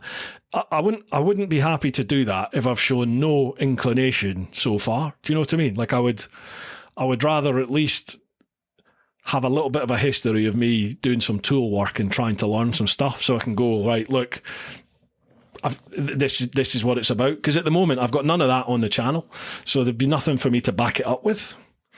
Maybe I'm thinking wrong about that. I don't know. But yeah, that would be cool. But I don't feel like I've got anything to back that up with at the moment. CPU UK, 31k for BMW M1000RR. That's insane. That is insane. Nick Bennett, I paid $5,999 for a brand new ZX-R 7R in 1998. Bikes are silly money now. Yeah, they are. Just crazy. Mark from Leeds. Shout out to Ben Farmer for stepping up to sort the Isle of Man trip. Respect, pal. Yes, absolutely. Good man, Ben. Ben actually came up to me the last clan meetup that we had, you know, the one down in is that Cornwall? Devon, Cornwall? I always get mixed up. The one down in the southwest. The one Mike and Brian organised. Good lads. Ben came up to me then actually and said, I've got an idea for the Isle of Man. Can I put things in motion? I was like, absolutely, go for it. Where was that? Sorry, the comments just jumped again. Hang on, sorry. Blimey, the comments I'm way behind with them. There we go. Sorry, I'm back there. Nick Bennett, crowdfund for the beast. No, I can't do that. I can't do that. I appreciate everyone offering to do stuff like that, but I can't do that. If you want to help support the channel, then you're doing that through Patreon, folks. Thank you very much. And watch the vids. You know, watch the vids, like, comment, share. They all have a massive, massive impact on how the algorithm deals with the channel. You know, if people are clicking on the vids shortly after they're published, if they're watching all, if not a big chunk of the vid, if they're liking, if they're commenting, if they then share that on with somebody else, that all has a massive impact on the algorithm, because it looks and it thinks, these people that I'm putting this video in front of, they're clicking on the thumbnail, they're watching all the video, they're engaging with it, and they're passing it on, and they're staying not only on YouTube, but they're watching another video from that channel. So if you watch one of my vids and then you watch another one of my vids, and you know, say you go onto like the world playlist and you watch the entire world playlist, then the algorithm is just like happy days. And if you were to like and comment and share every one of them, then the algorithm would just be going like, well, awesome, this stuff is gold, and it then punts it out to a whole new audience. That's just how the algorithm seems to work at the moment. But yeah, I don't feel right putting the bucket out asking people for money. You know, loads of people offered to do that when my computer knackered and I needed a new one, and I do appreciate everyone offering that, but I can't do that. You all do enough for me. Ben Farmer, jigsaw bits that need replacing can be framed and put on the wall if you can get that past Mrs. Teapot. It'll never happen in the house. I was originally supposed to have the jigsaw built into the new kitchen, and even the builder, who is a mate, even he was like, I don't know how we're going to do this, because it was just the practicalities of trying to get a worktop over the top of. So I need to have it so that I could get the bike out every now and then whenever I needed it, you know, to take to shows and stuff like that. Well, that was a plan at the time. So by putting, it had to be able to be removed from whatever we did with it in the kitchen. My idea was to have like a central island, or a side unit or something like that with a worktop over the top and some lighting, and you'd have the jigsaw there in the sort of perspex cabinet. But it just wouldn't work, because to put the worktop over the top of the jigsaw, the worktop would end up being too high. It would be fine for me, but not for Mrs. Teapot. It would be too high for her. So it just didn't work. So the jigsaw's now in the garage. Chris in Dubai, well, with inflation going, a new bike will be 50k next year. It's insane, isn't it? I just don't even want to think about it. I really don't. Part of the reason I don't watch the news. It's just depressing. 24 Charlie, how often do you run the jigsaw up? I haven't turned the engine over since 2015. The last time I rode that bike was to the first Overland event for the book launch, which I think was 2015. And then I rode home, and she's never been started since. Brian Longimanis, every mark on the jigsaw is a story. That bike has a lifetime of stories. Absolutely. Which is why I want to keep the patina to her. You know, I want to keep her looking as genuine as she is. And almost, if I was to, you know, get her back on the road, I might add to that, and then it'll be like, well, that mark wasn't for the trip. Do you know what I mean? But I still would love to. I'd still love to give her a wee hurl around the track, and I'd love to do a little ride on her, and I'd love to turn the wheel on her again for sure.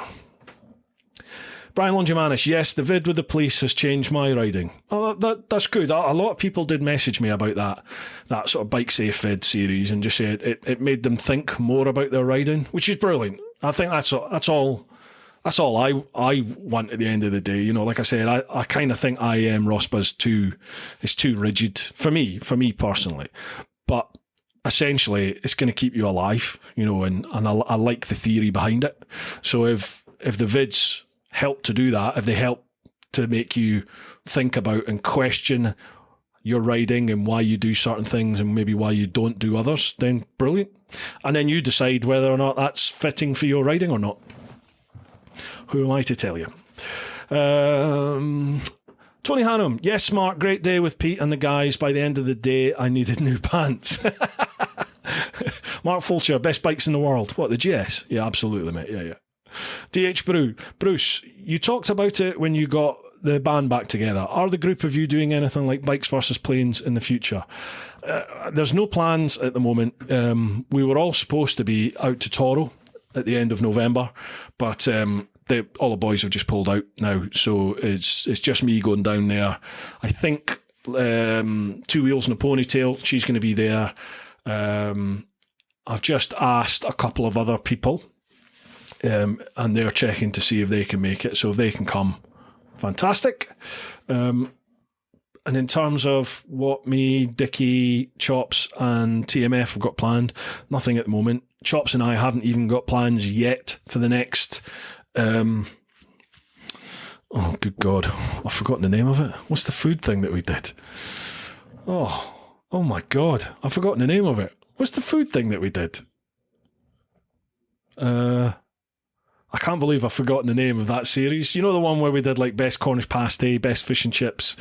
Big Hunts, wasn't it? That was it, Big Hunts. Yeah. I think it's my turn next to film and edit, but we haven't come up with the idea what we're going to do or where we're going to go yet. There's lots of ideas, but we haven't singled it out yet.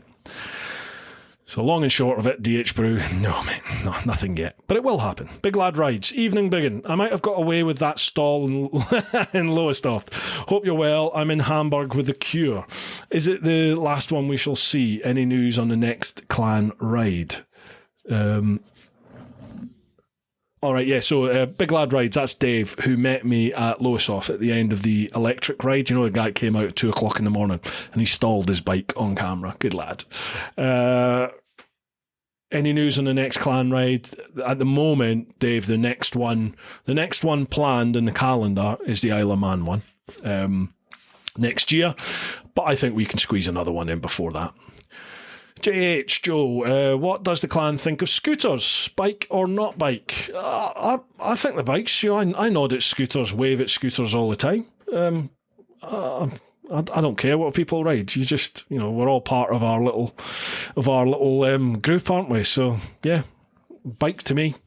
Hobby time. Bruce, you going to the Wild Bad Christmas party?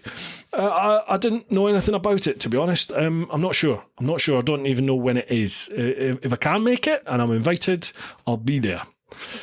Doug Stewart, at JH, it's got 2 wheels, it counts. It's the 3-wheel buggers I refuse to acknowledge. If you don't risk tipping over when you stop, you're not a bike. CPU UK, my mate got T-boned by a car backing out of the driveway, so it is a real danger. What's that? What's a real danger? My mate got T-boned by a car backing out of the driveway, so it is a real danger. Not sure what context that's in. I'm sure you'll let me know. Brian Longimanis, please try and get the Jigsaw there. I would love to meet her. If I can, do you know, it would be awesome to bring the Jigsaw. I did offer the Jigsaw to the ABR festival for this year, actually, and they made some inquiries about transport, how they would get it there, and in the end they decided they weren't going to bother, so it didn't go. But yeah, I would love the Jigsaw to get a bit more recognition for what she did, because she's an amazing bike, that. Average Bikers in a Cave, not thought about doing something similar to Dickie Vegas with your own weekend festival? No, not in the slightest. I'm too busy as it is, man. I can't multitask the way Dickie does. I mean, Dickie's got his own business, he's got a family, He's doing up his house. He's got all the different he plays in like 3 different bands, and he's got the whole Wild Bad side of things and the festival. I've got no, plus he does all the vids, and I've got no idea how the bloke does it. I've got enough on my plate with, the vids, the podcast, and that's pretty much it for me, to be honest with you. It's pretty much my life, and I haven't got enough time, so I don't need any more in there. Thanks very much. And to be honest, we have such a shared... I know TMF was thinking about doing something. We talked about it a few years ago, but we have such a crossover in our following that, people that go to, certainly between me and Dickie, people that go to Wild Bad Weekender, they're the same people that would probably come to something I did. So, if you then give the same group of people 2 different options, you might dilute it a bit. And I don't want to take anything away from Dickie's efforts. He puts a lot of graft into that Wild Bad Weekender, and he's spent years building up that following. So that's his thing. That's his baby. I'll leave him to that. Chris in Dubai, that's a great idea. A review-ish combined with a trip. Yeah, I kind of think so, really. Something different, isn't it? Michael Heaton, we had a fella bring his Rocket 3 to Moto Gymkhana. That was very, very cool. Too many people say their bikes would be rubbish, but not that guy. When are you coming to play? Michael, was it you that emailed me? That's just made me remember. This is what I mean when people say, why don't you do this? Why don't you do that? I've got too much on my plate as it is, and I keep missing. People DM me and email me with these amazing ideas, and I'm like, yeah, definitely. And then I forget about it, and I end up doing something else, and months down the line, they email me going, what's happening? Are you coming or not? And I'm like, oh, shit, I forgot. Michael, if that was you, pal, could you email me again? Or DM me again, however you did it before? Because I think you offered, or whoever it was, offered to show me Moto Gymkhana, and I'd 100% love to do it. I want to give that a go. So yeah, please drop me another line. CPU UK, seen more T-bone with cars coming out of side roads though. Yeah. True. That's how I got wiped out, was a car coming out of a side junction.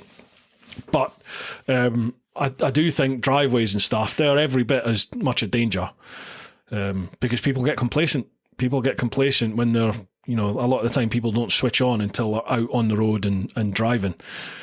Bikes are pretty guilty of that as well. I think the majority of accidents happen like in the last sort of 10% of a biker's ride, generally.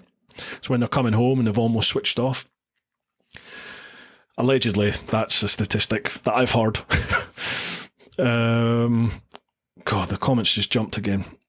Me again, folks, just a short one this. We are also sponsored this month by the Influencer Store. If you go to TeapotOne.com, you'll go to the shop, check out any of the merchandise that I have available. That is all handled by the Influencer Store right here in the UK. I've got a quick bit of blurb to read out for them, and that is, the Influencer Store helps you build your brand big or small, providing you with a solution and apparel. We help you to increase your fan base while supporting you with starting your own influencer clothing line with nothing more than just an idea or design, and there are no hidden costs. For more info, come check us out at theinfluencerstore.co.uk or drop us an email at online@influencerstore.co.uk for more information. Make sure you check them out, folks. Head to TeapotOne.com, head to the shop, and you'll be supporting both the Teapot One channel and the podcast right here if you buy anything from the merchandise. So a massive thanks in advance to you, and a huge thanks to the Influencer Store.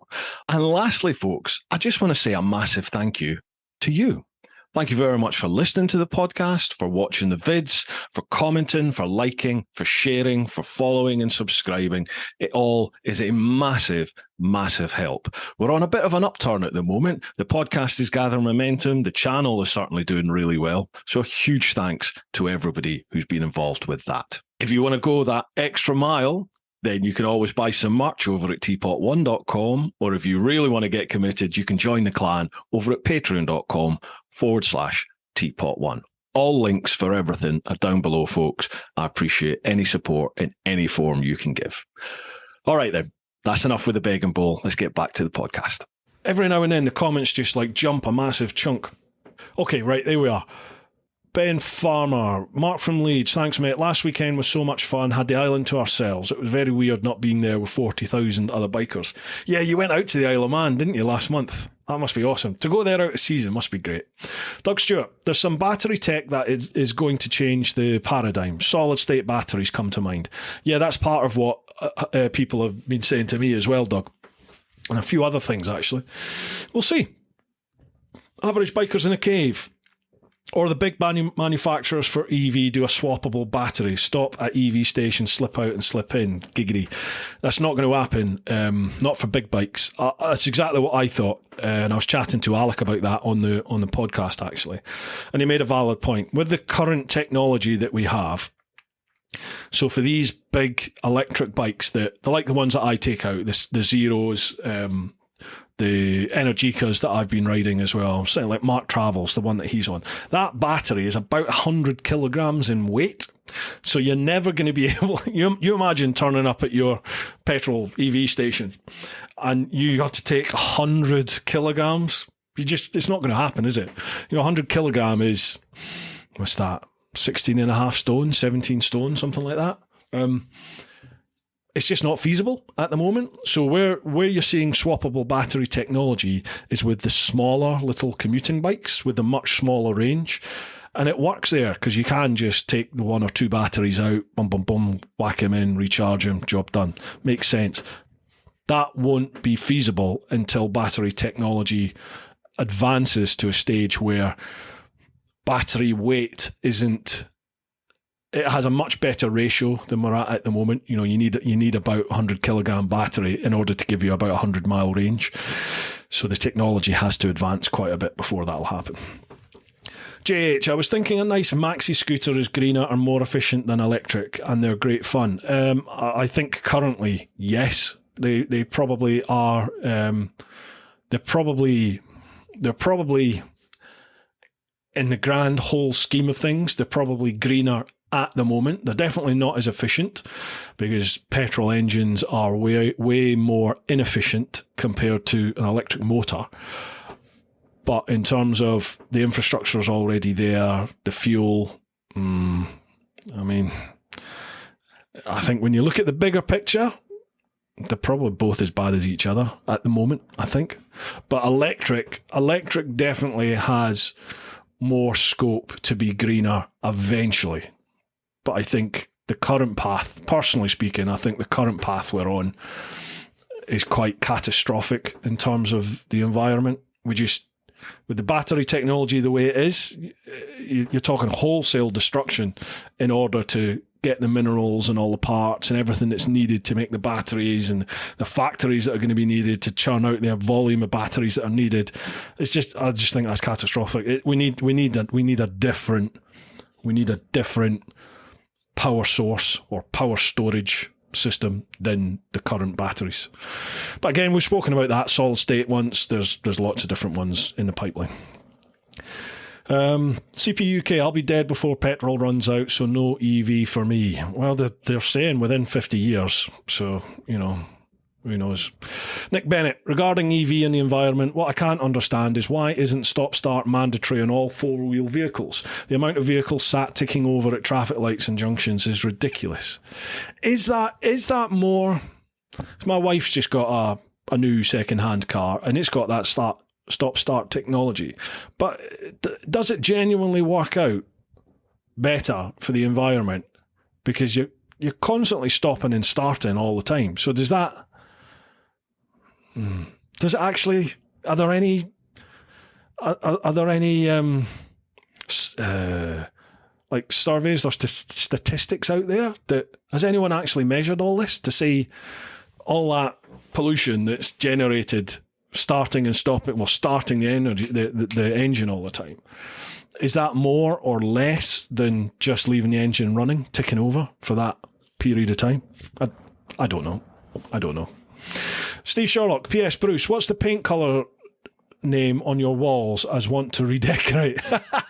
I can't remember, Steve. I'll need to... I think I've still got a couple of tubs in the garage. I'll find out for you and I'll let you know.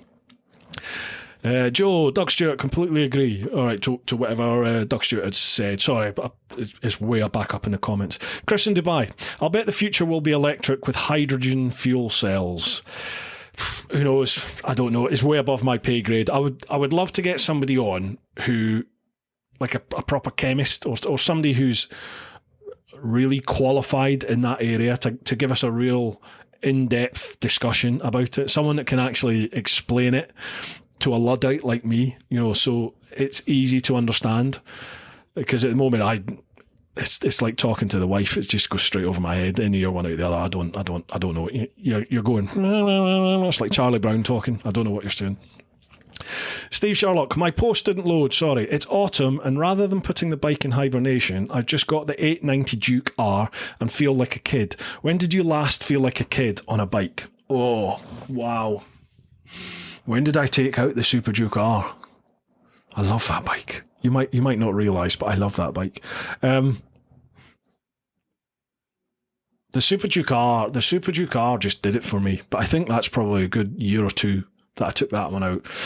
What else? There must be another. Oh, there you go. The postie bikes. I went down and did the postie bikes with Nathan Millward down in Cornwall, Devon, down in the southwest, and we did all the green laning on the little postie bikes. That was so much fun. It was just mega. I laughed. I was going to say I laughed my tits off, but that's inappropriate, so I won't. It was awesome. Great fun. Absolutely great fun. Little bikes rule. Do you know if someone turned around to me and said, right, you cannot have another bike over 125cc, I wouldn't be fussed. I'd still have a scream. I still enjoy riding a little 125. It's great fun. Satnav, sorry I've joined late. Any talk of a new clan ride out? Yes, there is. I'll be posting up about it very soon. We're doing the Isle of Man next year.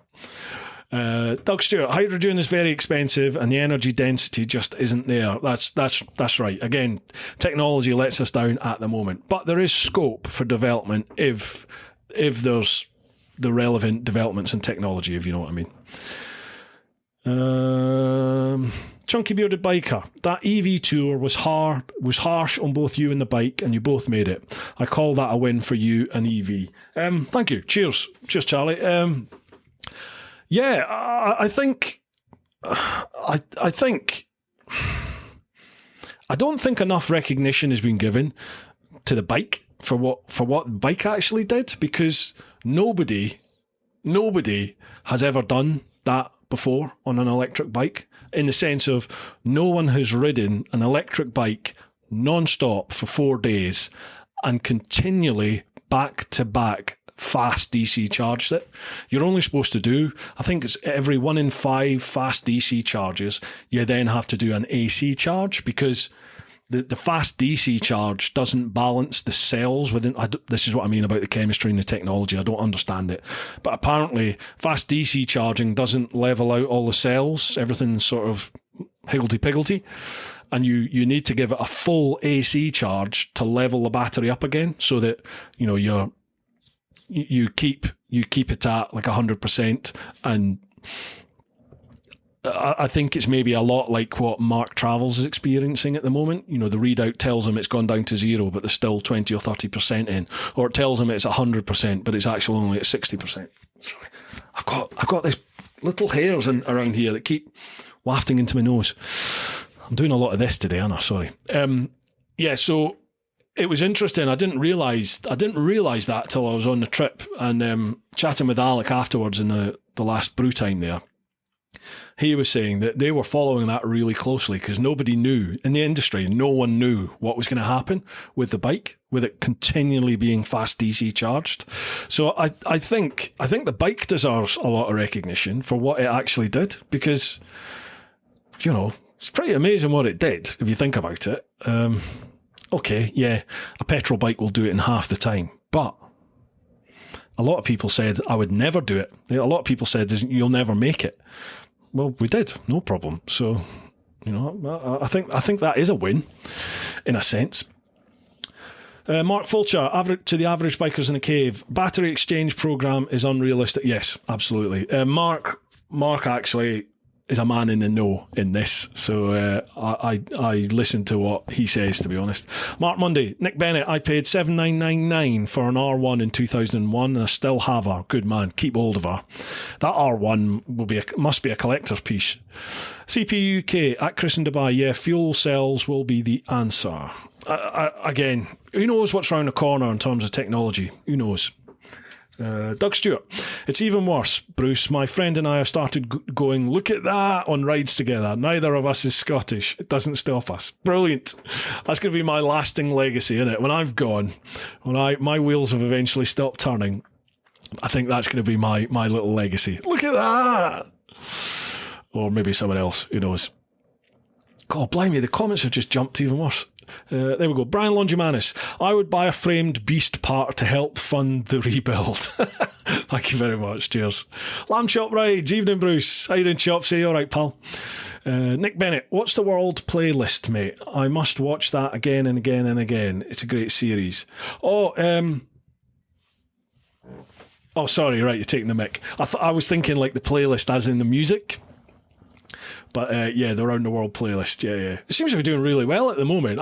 The thing is, I don't make a penny off any of them. They're all demonetised because of the money I used. But every now and then they rear their head on like the most viewed playlist. In fact, I think it's consistently the top viewed playlist on my channel. CPU UK, Chopsy, you dropped that H2 today. Oh, mate, you did. Chops dropped his H2. Poor bugger. Lamb Chops, no, I managed to keep it upright today. Yeah, okay, sorry. Today you kept it upright, but you did drop it the other day, didn't you? Oh, mate, gutted for you. 24 Charlie, how does this channel work, though? Algorithms, I mean, as this is separate to your mainstream channel. In all honesty, the podcast channel, it doesn't do well at all. You know, I think there's two and a bit thousand subs on there. The problem with these podcast vids is that they're generally all very long. They're all at least an hour long. Some are even 3 hours plus. And with the best intention in the world, the vast majority of people are not going to sit and watch that, even an hour. They're not going to sit and watch that full vid. If they do watch it all, they'll watch it in chunks. So what I see on the analytics is the watch time is amazing. For YouTube, it's like 28 minutes, 38 minutes, 40 minutes is your average watch time, which is out of this world. But the viewer retention is terrible because in like a 3-hour vid, people are watching, even if they watch 25 minutes of it, you know, that's a tiny percentage of that full vid.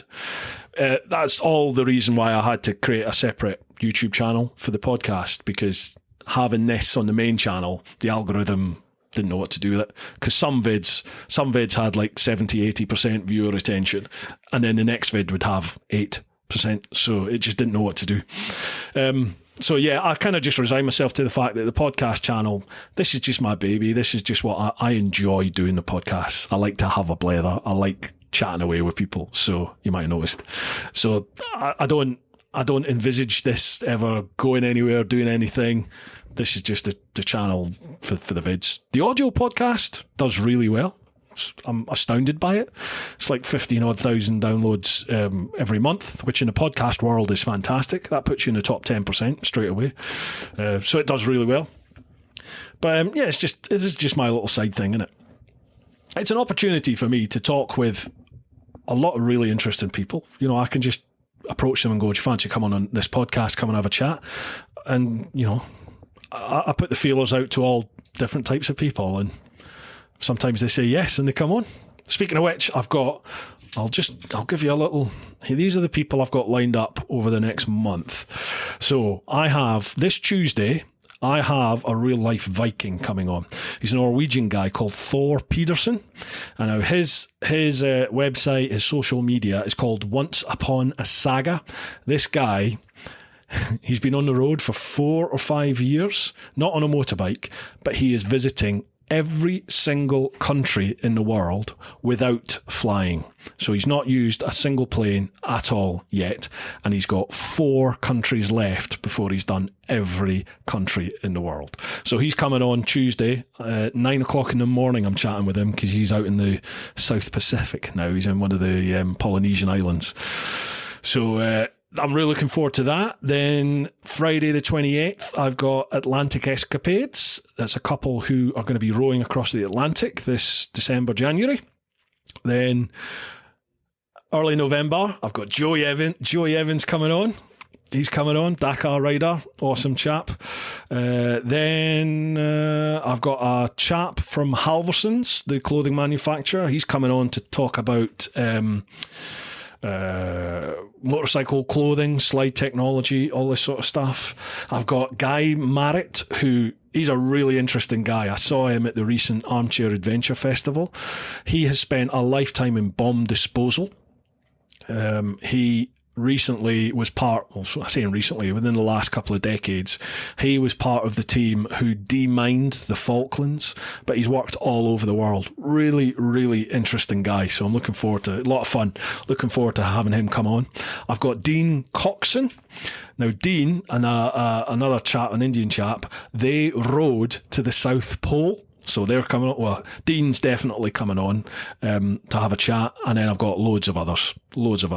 I'm still trying to get a chap called, now, forgive me for the pronunciation, Dylan. I know it's Dylan, but Samara Wickrama. Now, his trip was called When the Road Ends. And he basically, Dylan, was trying to cross the Darien Gap, which is that little section in Central America that connects to South America, where there's about 100 miles where there's no road. It's just jungle. And the only ways to get between Central America and South America with a vehicle is to either whack it on a boat and sail it, or you fly. And I flew when I did that part. Dylan decided, what I'm going to do is he rode his bike to the sea, and then he made a raft and he turned his bike into the engine and with a propeller mounted on it, and he rode it over the sea. Well, that was the plan. And then his adventures really started. He's got a film, I think it's on Amazon, When the Road Ends. Check it out. It is amazing. For months, we've been in dialogue, and it's just trying to find a suitable time when he's in the country, like his own country. I think he lives in Switzerland or something now. But when he's home and I'm available and we've both got internet available, it's going to happen. But there's lots coming on the podcast. Anyway, where were we? Doug Stewart, the pasty one got added to my bucket list. Oh, the big hunt. I miss pasties. No one in San Francisco does a proper one. Well, there you go, Doug. Make one. Do it. Start up a pasty shop. Go for it. Big Lad Rides, Big Hunt, Best Haggis Hunt. Yeah, that is definitely one that's on the list. Chops, if Chops is still here, we have a few issues. We've both got sort of commitments, but Chops has a few more family commitments than I do, so he's not really able to do an overnight stay away kind of thing. And obviously, if we're going to go up to Scotland, you're talking at the very least one overnight, if not two or more. So it's just trying to work out logistics, really. But the haggis hunt is definitely one that we want to do. Mark Fulcher, when Zoe, or from RST, coming on the podcast, those new leathers that they have just done for the 44 Teeth Boys were off the chain. I'd love to get Zoe on here. If you don't follow Zoe on Instagram, make sure you do. That's all I'm saying. I would love to get Zoe on for a chat. Maybe we could get Zoe on for a chat after Ed's been on to chat about sort of like textile stuff in Halversons. Doug Stewart, option B, head to the Alps. Best Wiener Schnitzel. Well, we do want to take, Chops and I, we do want to take the big hunts European, if not global, for sure. Pizza in Italy, it's got to be done, isn't it? Ben Farmer, how about a nostalgic vid on the Jigsaw? It is 10 years after all. Do you know, I've been thinking about that. I should do it, shouldn't I? Because it would be gold. Hello, Pip. You all right? The dog's bored, sorry. Yeah, I might. I think I do need to do that, don't I? I do need to do it. Okay, I'll do it. All right, I'll do one. Lamb Chop Rides. I'm in the Alps now. Not on a bike, though, unfortunately. Are you? You're in the Alps? What are you doing down there, Chops? Here's me saying that you've got family. Maybe you're probably with the family then. That's what I'd imagine. Doug Stewart, bring Bruce out. Get some bikes. Find delicious foods for us. Bring Bruce out. What's that? Bring Bruce out, get some bikes, find delicious foods for us. What's that? Doug, what do you mean by that, mate? I'm not sure what you mean. Bring Bruce out. Me? Bring me out, or is there another Bruce? Nick Bennett, you need a notepad, Bruce, and write stuff down. Do you know, I've started doing it on my wife is always telling me, make a list. Well, I've had to actually listen to her, and I've started like using the note on my phone, and it's a godsend. It is a godsend. Mark Fulchar, also, can someone please let me know why conkers are banned at school now? Me and the boy went and got a load the other day, few crippled knuckles. Later, he'd received his full training. It's health and safety gone mad, mate, isn't it? You got to learn. Brian Longimanis, if someone was to sort out a clan annual weekend camp piss-up, would you be happy with that? Of course. Yeah, honestly, I said on the... folks, if you're not aware of the Facebook group, there is a private... It's nothing to do with me. Well, it is kind of to do with me, but the Pete's they've organised a private Facebook group over on Facebook. I'll post up on the Patreon page. Again, I periodically do it 2 or 3 times a year. I'll post up the link for those that aren't aware of it, and you can go in there, and that's where all of you can get together and like people sort out their own rides and have a chat with each other and get to know each other over on there. But yeah, if people want to organise clan rideouts, then 100% go for it. And I mean, obviously I want to be at all of them, but if I can't make it, I won't be able to make it, but it doesn't stop you guys all just meeting together as part of the clan, doesn't it? And doing your thing. But obviously I want to be there. CPU UK, I want to do Moto Gymkhana. Yeah, absolutely, I'm up for that. Definitely up for that. Michael Heaton, yeah, I emailed like 20 years ago or something. I was just about Moto Gymkhana. I talked about linking it up with Pete English and Green Lanes. Yes, mate, that was you. Absolutely. So, Michael, would you mind... That's really shitty of me, isn't it? If you've emailed me, I'll check my emails after this. Hang on. I'll write it down. Hang on. See, I'm making notes. I'll write it down. So check email, Michael Heaton. Talk amongst yourselves, people. Email Michael Heaton, Moto Gymkhana. Right, Michael. Expect an email, and if I haven't emailed you by tomorrow, email me and remind me. I'm really sorry, I'm shit. Hartley rides, mate, was a paramedic in Wales. 2 to 4 p.m. on a nice afternoon was the time the accidents happened. Day on the bike, stopped for lunch, concentration stopped. 100%. Absolutely.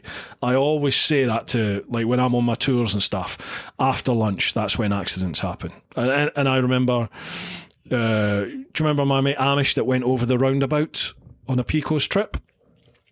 Well, the next year we went away, and I've never edited that trip just because I don't really know how to at the moment.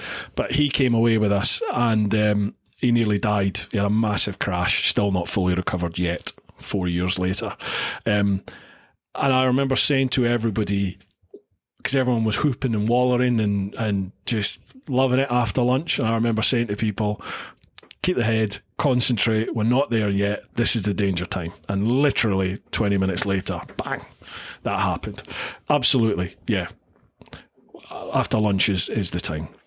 CPU UK, one of the Japanese manufacturers will be releasing an EV with swappable battery. Possibly Yamaha. Well, some of the big Japanese companies definitely, but it won't be a big bike. They're going to aim it at the smaller commuter market for sure. It's don't be expecting like a 600 or 1000cc style electric bike with a swappable battery. Certainly not at the moment. Maybe if there is a monumental discovery or leap in technology, you might see it next year, but I can't see it happening. Maybe in a couple of years' time you might start seeing that. Sat-nav, light meal and water is the answer. Yeah, generally, yeah, for your lunch, try and go light if you can, but I know what it's like when you're away on tour. Just certainly in Spain, lunch is the main meal of the day, so you always get, certainly when you're up in the mountains and the Picos, if you go local, then they cater for the local people, and a lot of the local people are still out working. You know, they're still like working in the fields and manually working, so they get a big lunch, 3-course meal. And it's hard to say no when that's put on the table in front of you, isn't it? Hartley Ride, CPUK, interchangeable battery, good idea, but to make it viable, they'll need to standardise. Again, yeah, and as we discussed, it's just not physically possible because of the actual physical size, the constraints, the actual size of the battery that's needed for a big bike to give you that 100 mile plus range. Doug Stewart, there are people working on batteries that can be recycled, that don't use exotic materials, etc. It'll get there eventually. There's a lot of money in solving that problem. Absolutely, yeah. That's what I was trying to convey before, is that we're at that stepping stone. We're at the very start at the moment. There's a huge stepping stone to get there, isn't it? Don't forget, when petrol engines came out, we had people walking in front with flags. Do you know what I mean? And it took a long time to build up the infrastructure which we now enjoy. And it won't take that long for electric to do that, but it's going to be, you're going to be looking probably at the decade to advance things where we need them, if not longer. Who knows? Hartley Rides, the stop-start does have an impact, but like all of this, many tweaks and systems all added together make the noticeable difference. Okay, right. In terms of the pollution and stuff, yeah. DH Bruce, stop-start knackers your battery quicker. It's a pain, and I always switch mine off. Okay, yeah, that was the other thing I couldn't help but think, I wonder if this is detrimental to the battery and other components of the engine. Hartley Ride, CPUK, wouldn't surprise me, spread the development cost, and it's obviously a mutual benefit. Sorry, I think I'm reading part of your conversation, an ongoing conversation between you guys. Brian Longimanis, Nathan and the Postie bikes are a laugh. I recommend them. What a laugh. Yeah, they are. Brilliant fun. Doug Stewart, Bruce, when are we going to get you in California? We've got some of the loveliest roads, so many opportunities to look at that. Doug, I aimed to do a States trip this year. I aim to be there in May, like a sort of 10-day trip that I was going to do, but finances got in the way. I got an unexpected extra bill from the tax man that I wasn't expecting. That's why it's unexpected, which basically ate my battle fund for the year. So as long as things are okay for next year, I'm starting to think about that for next year if I can make it happen. Lamb Chop Rides. I was sceptical on EV bikes. Now I think they're a non-starter apart from commuter machines. That touring electric bike was the last straw for me. Absolutely ridiculous. What one was that, Chops? Have you taken out the Xperia yet? The Xperia is a big jump. Xperia is definitely a big, big jump. You're talking easy 100 miles, if not, if you ride reasonably all right, you probably get 120 miles to the battery. I think it's a 20-minute recharge time, which is still 20 minutes, but it's damn sight better than like 40. It's just going to take time. I'm just at the mindset, we have no choice. It's coming. Whether you like it or not, it's coming. There's way too much money involved in electric now, so that is the path that we're going to be going down for the next couple of decades at least, until someone else comes along. Steve Sherlock, bald heads and beards. Are we all turning into the same person? My wife thinks so.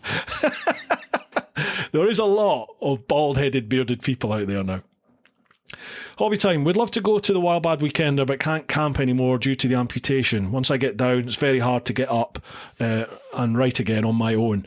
Well, Martin Yoxall, he might even be on this, although I think he said he was working. I can't remember. But yeah, he's only got one leg and he goes all the time.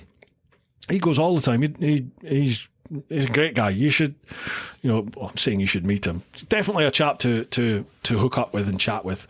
Very inspirational guy is Martin. CPU UK, Lamb Chop Ride, EV are really townies at the moment.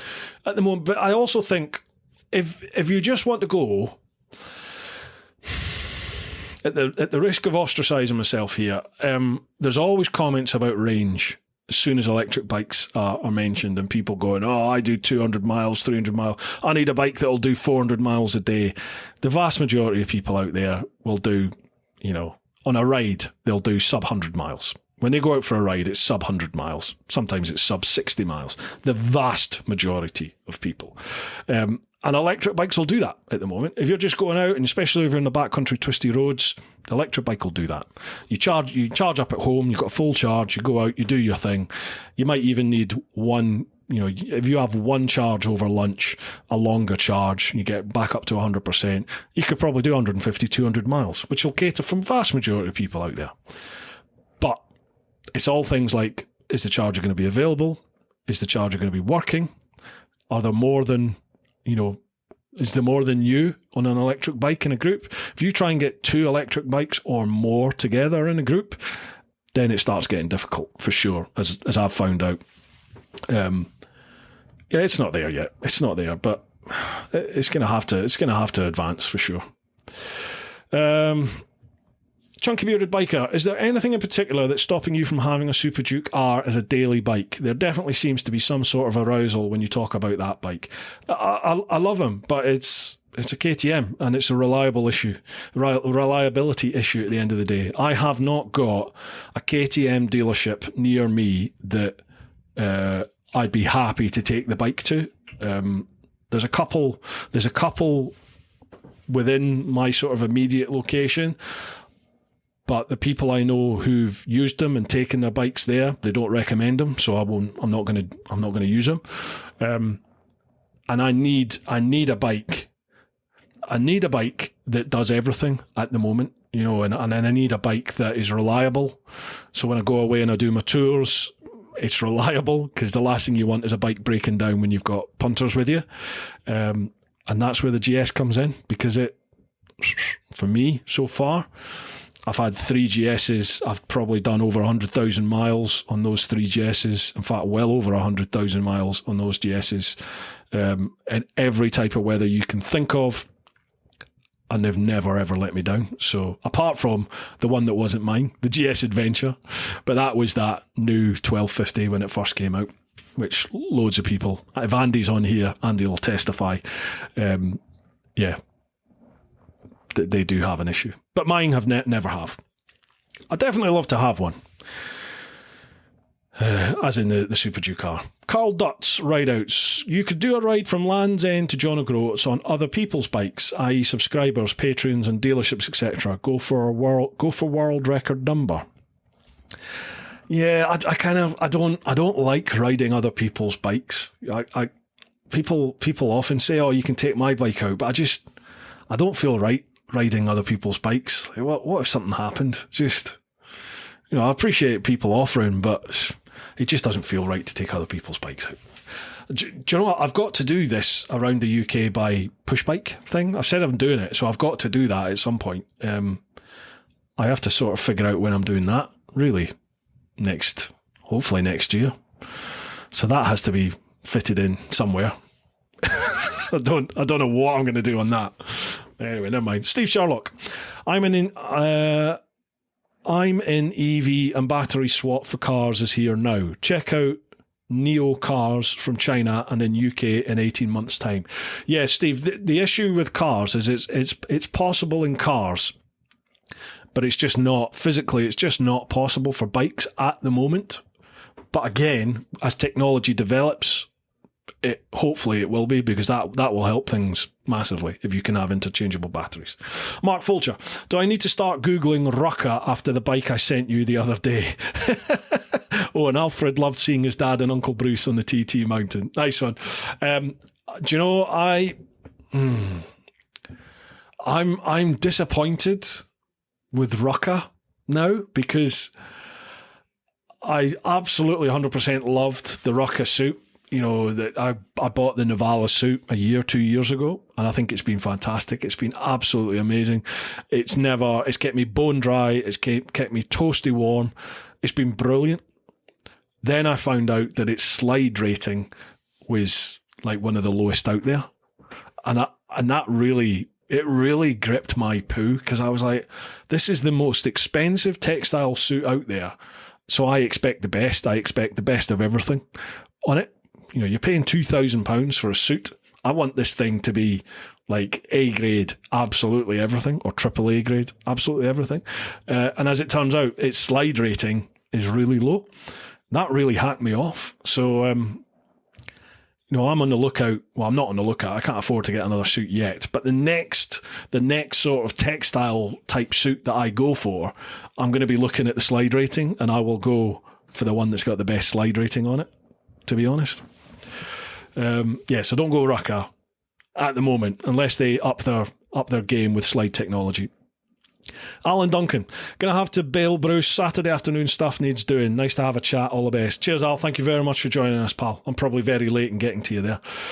Ben Farmer, great news on the new sponsor, Bruce. Will you be going on tour with?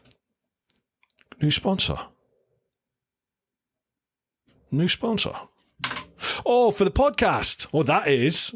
I've not done the sponsor readouts, have I? Well, I'll not do them live, but in fact, let's do it now. So if you listen to the podcast, I'll interject with that now. On the live stream, I'm not going to mention them, but basically, a podcast sponsored by Ultimate Add-ons. It's sponsored by Inov. It's sponsored by oh blimey, where are we? Inov, Ultimate Add-ons, Trans4 Limited, and the new people are Travel Escapes. So they've all come on board. Check out the vid description for all their details, and obviously if you've been listening to the audio podcast, you would have heard all the readouts there. I'll not subject you to that on the live stream. I've got no plans to do. They're not biking. Travel Escapes aren't like a biking holiday type thing. Maybe something for me and the missus though. Peter Brownsmith, I've got to be honest, after seeing your Electric 4 Points tour, I'm surprised Anusol Hemorrhoid Cream has not come on board as your title sponsor. That'd be funny, wouldn't it, to get something like that. Mark Mundy, at Nick Bennett, she's a garage queen now and never goes out with only 18,000 on the clock. That's an in-joke, I've not heard. Nick Bennett, Joey Evans is a proper legend. He brought a tear to my eye at ABR 2022. Joey has a hell of a story, and I cannot wait to chat to him on the podcast about that. If you've never heard of Joey Evans, folks, do a little bit of research now. Just Google him. He's on YouTube. He did the Races to Places type stuff with Lyndon Poskett. He was part of his team on one of their rally raids they did. Great guy. He's the guy that hit the camel. CPU UK, I'm back to Revzilla, Darien Gap. What's that?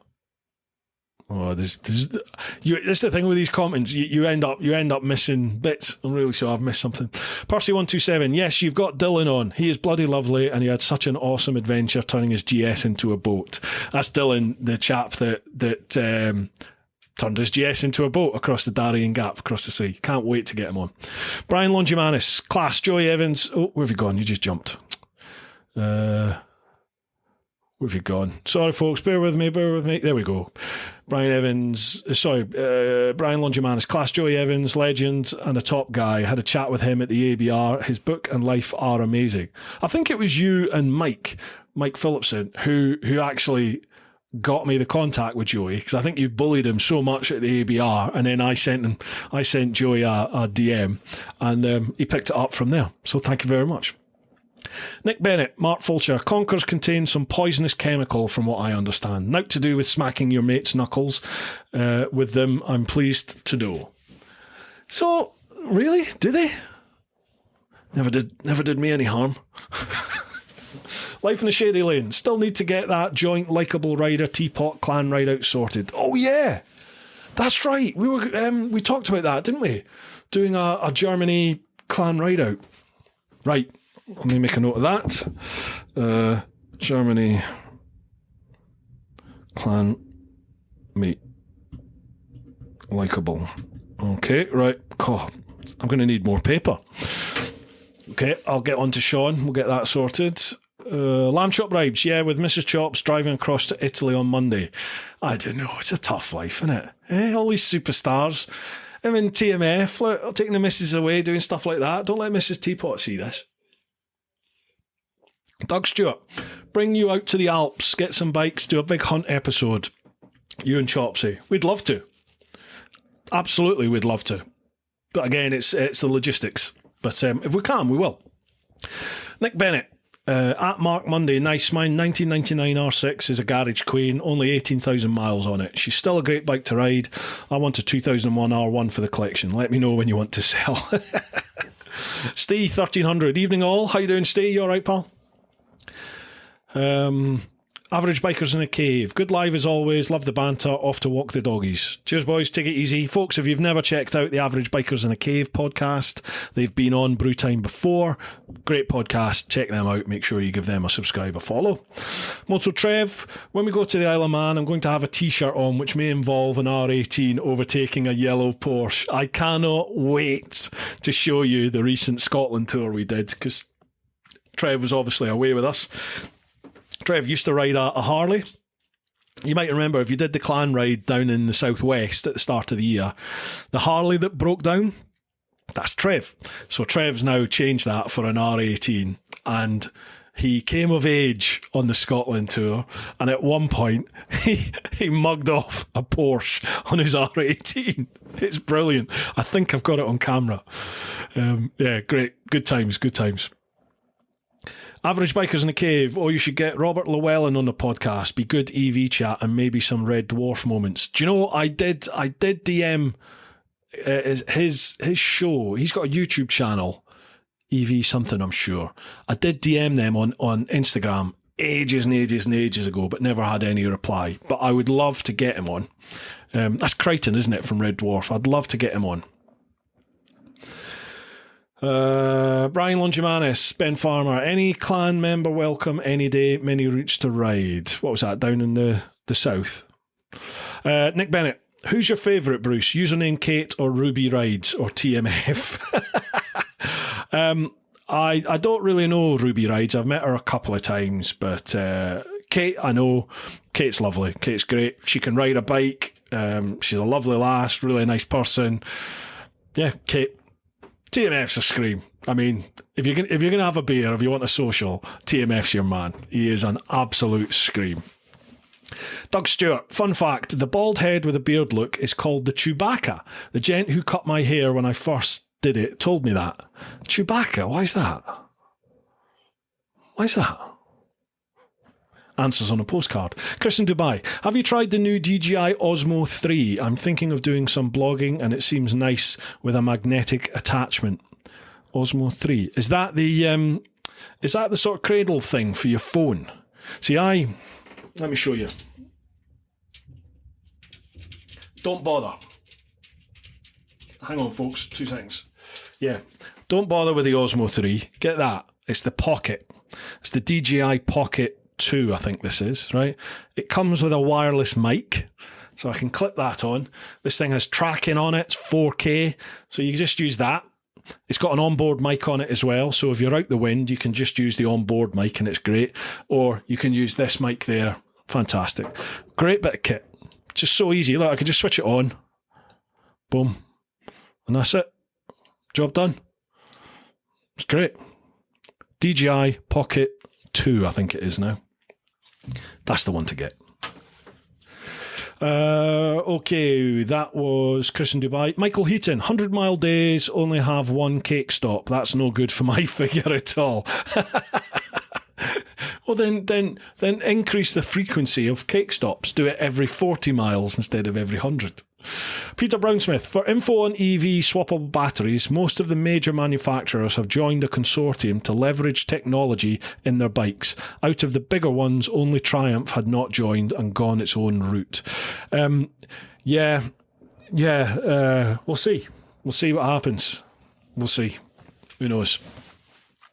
I think there's a lot of work to be done there. A lot of work.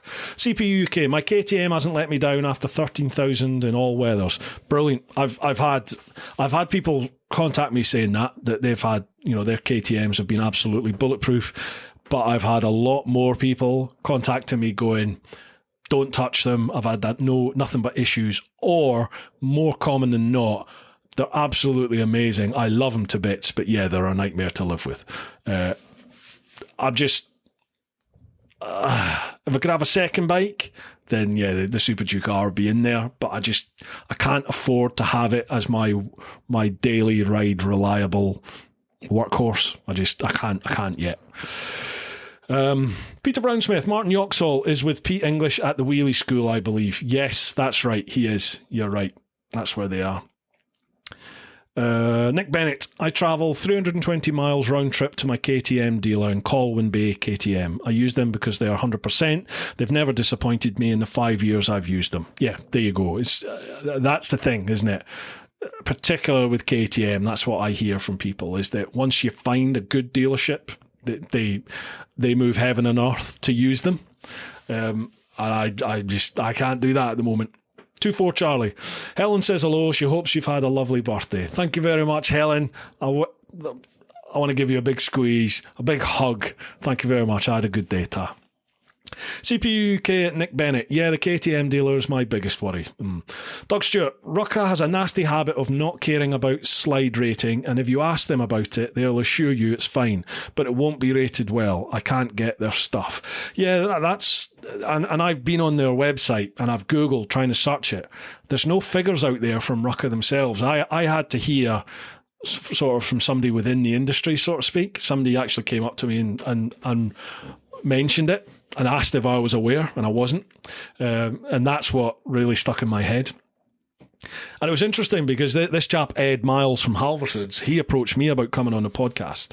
It'd be interesting to see how the podcast goes and what we chat about, because he's saying he doesn't want it to be a sales pitch for Halversons. Obviously, Halversons will get mentioned because he works for them, but he wants to have a chat about like clothing technology and safety within clothing technology to raise lots of points which I think we as bikers need to know about. So I'm looking forward to chatting about that. CPU UK, at Bruce, Gore-Tex biggest problem is that it melts under slide. Yeah, interesting. Yeah, good point. Hartley Rides, I believe that it's the stretch Gore-Tex that doesn't like the slide test. Or the stretch panels. Yeah, probably. I mean, leather's the way to go, isn't it, if you want. Or some of these new denims that are out. Is it Roadskin? Yeah, it's Roadskin. They're quite close to me. I need to go and see them, actually. They're down the road from me. They've got AAA rated AAA rated jeans and like a hoodie. So that's really interesting. That'll actually give you better protection in terms of sliding ability compared to certainly Rucka. And that's like in jeans and a hoodie. Ben Farmer, Retextile. I think it was the Revzilla did a very comprehensive test on all the major brands. Oh, interesting. I'll have to check that out then. Steve Sherlock, Bailing Bruce, good blather and hi to the clan. Keep safe and live your life. Cheers, Steve. Thank you very much, pal. Bloody hell, we've been going over 2 hours. I've just seen. Crikey. We're going to have to draw to a close soon, folks, I think. Let me just try and catch up with all these comments.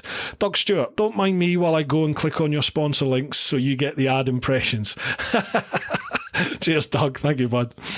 Chris in Dubai, if I was riding in a wet country, I'd look at Stadler. I thought Stadler did rubbers, as in erasers. I just remember the white erasers at school that had the blue Stadler stencil on it. I didn't know they did clothing. I'd have to check them out. CPUK, ever notice how no GP rider rides in synthetic materials? Leather survives multiple slides. Yeah, absolutely. Of course. Nick Bennett at TeapotOne podcast Brewtime. Watch Revzilla's new video. They crossed the Darien Gap. Really? Do they? Awesome. Oh, that'll be amazing. Right, I'm going to have to watch that after this. Hartley Rides. Germany Clan Ride Out can recommend a hotel in the Hearts. Is that Hearts or Hars? Hars.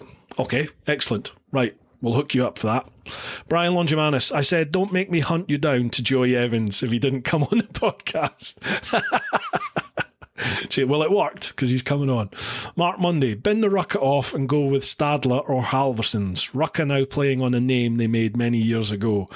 Yeah, but I spent £2,000 on this suit, so I'm going to get everything I can out of the bloody suit. Peter Brownsmith, the Revzilla Darien Gap thing, search for where the road ends. Watched it today, quite interesting. Yeah, I will do, Peter, no problem. Biker Buddy, have you seen the Arc Vector EV bike, only £92,000? Yeah, I have, yeah. I saw that a few years ago when it first sort of was launched in a press release. about this is what they were going to make. I think I had the invite to the press launch of it last week or 2 weeks ago, actually, but I couldn't go. It looks amazing, but it's £92,000. It's basically like a Bugatti Veyron of bikes, isn't it? It's so far out the reach of the common person. But it's beautiful. It's stunningly beautiful. Carl Dutch Rideout. Sorry, Bruce, got to go. My 12-year-old has just broken his finger. Hospital for me, bloody kids. Be safe all. Oh, mate, I hope your kid isn't too bad, and I hope it's not too painful a visit to the hospital for all involved. Cheers for joining us, man. Nick Bennett. If you had to ride pillion on an off-road route, would you get on the back of Pete English or Richie Vida? Oh. Do you know... That's an interesting one. Both Pete and Rich are very, very good off-roaders. And they're courteous riders as well. God, who to get on? Oh, that's a difficult one, because I'm gonna, mind you, I think they would rather I went on the other one, wouldn't they? Because they don't want 20 stone on the back of their bike. Could I not go 50-50? Could not have Pete take me half and then Rich take me half? I'd want Rich to sing to me. He could serenade me. But I'd also like, I think Rich wouldn't mind me saying this. I think Pete's probably got the greater skill set off-road. But Rich is a good off-roader as well. I think Rich rode at quite a good competitive level off-road in his younger days. I may be doing him a disservice there. I'm just thinking Pete could wheelie with me on the back and hopefully be in control. I don't know. Cam Craig. Hey Bruce, just wondering who won the Kalimoto promotion. Didn't hear anything. What's that for the 3 years thingy? Yeah, it was one. I did announce it. It was announced over on Facebook and Instagram. I can't tell you who it was. It was like a month or two ago. But if you go through my posts on both platforms, the winners were announced there. Doug Stewart, when you get the Halversons gent on, something I'd love to discuss in detail is when A, AA and AAA stop being enough in terms of safety, which to choose with examples. Well, Doug, what to do then, mate, is when I post up on Patreon to say that Ed's coming on, when is it Ed's on? Let me have a little look. Ed is coming on, podcast guests. Ed is on Thursday the 10th of November. So it'll be a few days before that, 3 or 4 days before that, I'll post up in Patreon to say Ed's the guest. Leave your question in the comments, just as usual. Who is that? That was that was Doug, right. Next one. Doug Stewart. People say A is around town, but not what they mean. Oh, is that the A rating? JH, that's the Revzilla video I mentioned earlier, Bruce, where the road ends. It's a mini epic. Yeah, I'm gonna check that out for sure. Chunky Bearded Biker, right, I'm off. Catch you again, mate. Shiny side up. Cheers, Charlie. Thank you very much for coming on, bud. Appreciate it. Ben Farmer, great evening, Bruce. I'll be in touch soon. Ray Isle Man. Top man. Thank you very much, Ben. Cheers for that. Mark Fulcher, track day next year. Do you know, would people be up for that, do you think? Because Chops and I thought about organising a joint track day where we just got, see how many people we could get together for it. But it works out really quite expensive. I don't know. We'll see. Brian Longimanis, before we end, love the live chat and big love to you and all the clan from Tracy and I. Thank you very much, guys. Cheers for joining us. Much appreciated. Mark Fulcher. Oh, yeah, you have sent me some details. Yeah, you did. Doug Stewart, I want to see you and Chopsy race tractors around a track. That'd be hilarious. What, GS's? I'll take Chopsy on a GS. Don't you worry about that. Mark Fulcher, you can rent Blighton Park. Yes, yeah, mate. You sent me the details about that, didn't you? Nick Bennett, I'd do a track day on my 1290 Super Adventure S. It's brilliant. That's a brilliant bike to take. Hooligan. Ben Farmer, excellent. The Fat Ninja would surprise a few. Absolutely. Right, guys, that has been 2 hours, 23 minutes. Incredible. So I'm just reading the comments that have come in there at the end. Right, we're going to call it quits now. Folks, thank you so much for joining us. I really do appreciate it. Great fun chatting with you all. I hope it's not been too boring for some of you, and I hope the others have really enjoyed it. So what can I say, people? What do I say always at the end of the podcast? Keep doing your thing. Keep looking after those that you love. Get out there whenever you possibly can. No, what do I say? I've totally forgotten it. I've only had like half a beer. How have I forgotten it? Oh, yeah, that's right. Right, folks, keep doing your thing. Get out there whenever you possibly can. Look after those that you love. But most importantly, live your life. Woo-ha! I can't believe I forgot that. Right, folks, see you all later. Thanks again for joining us.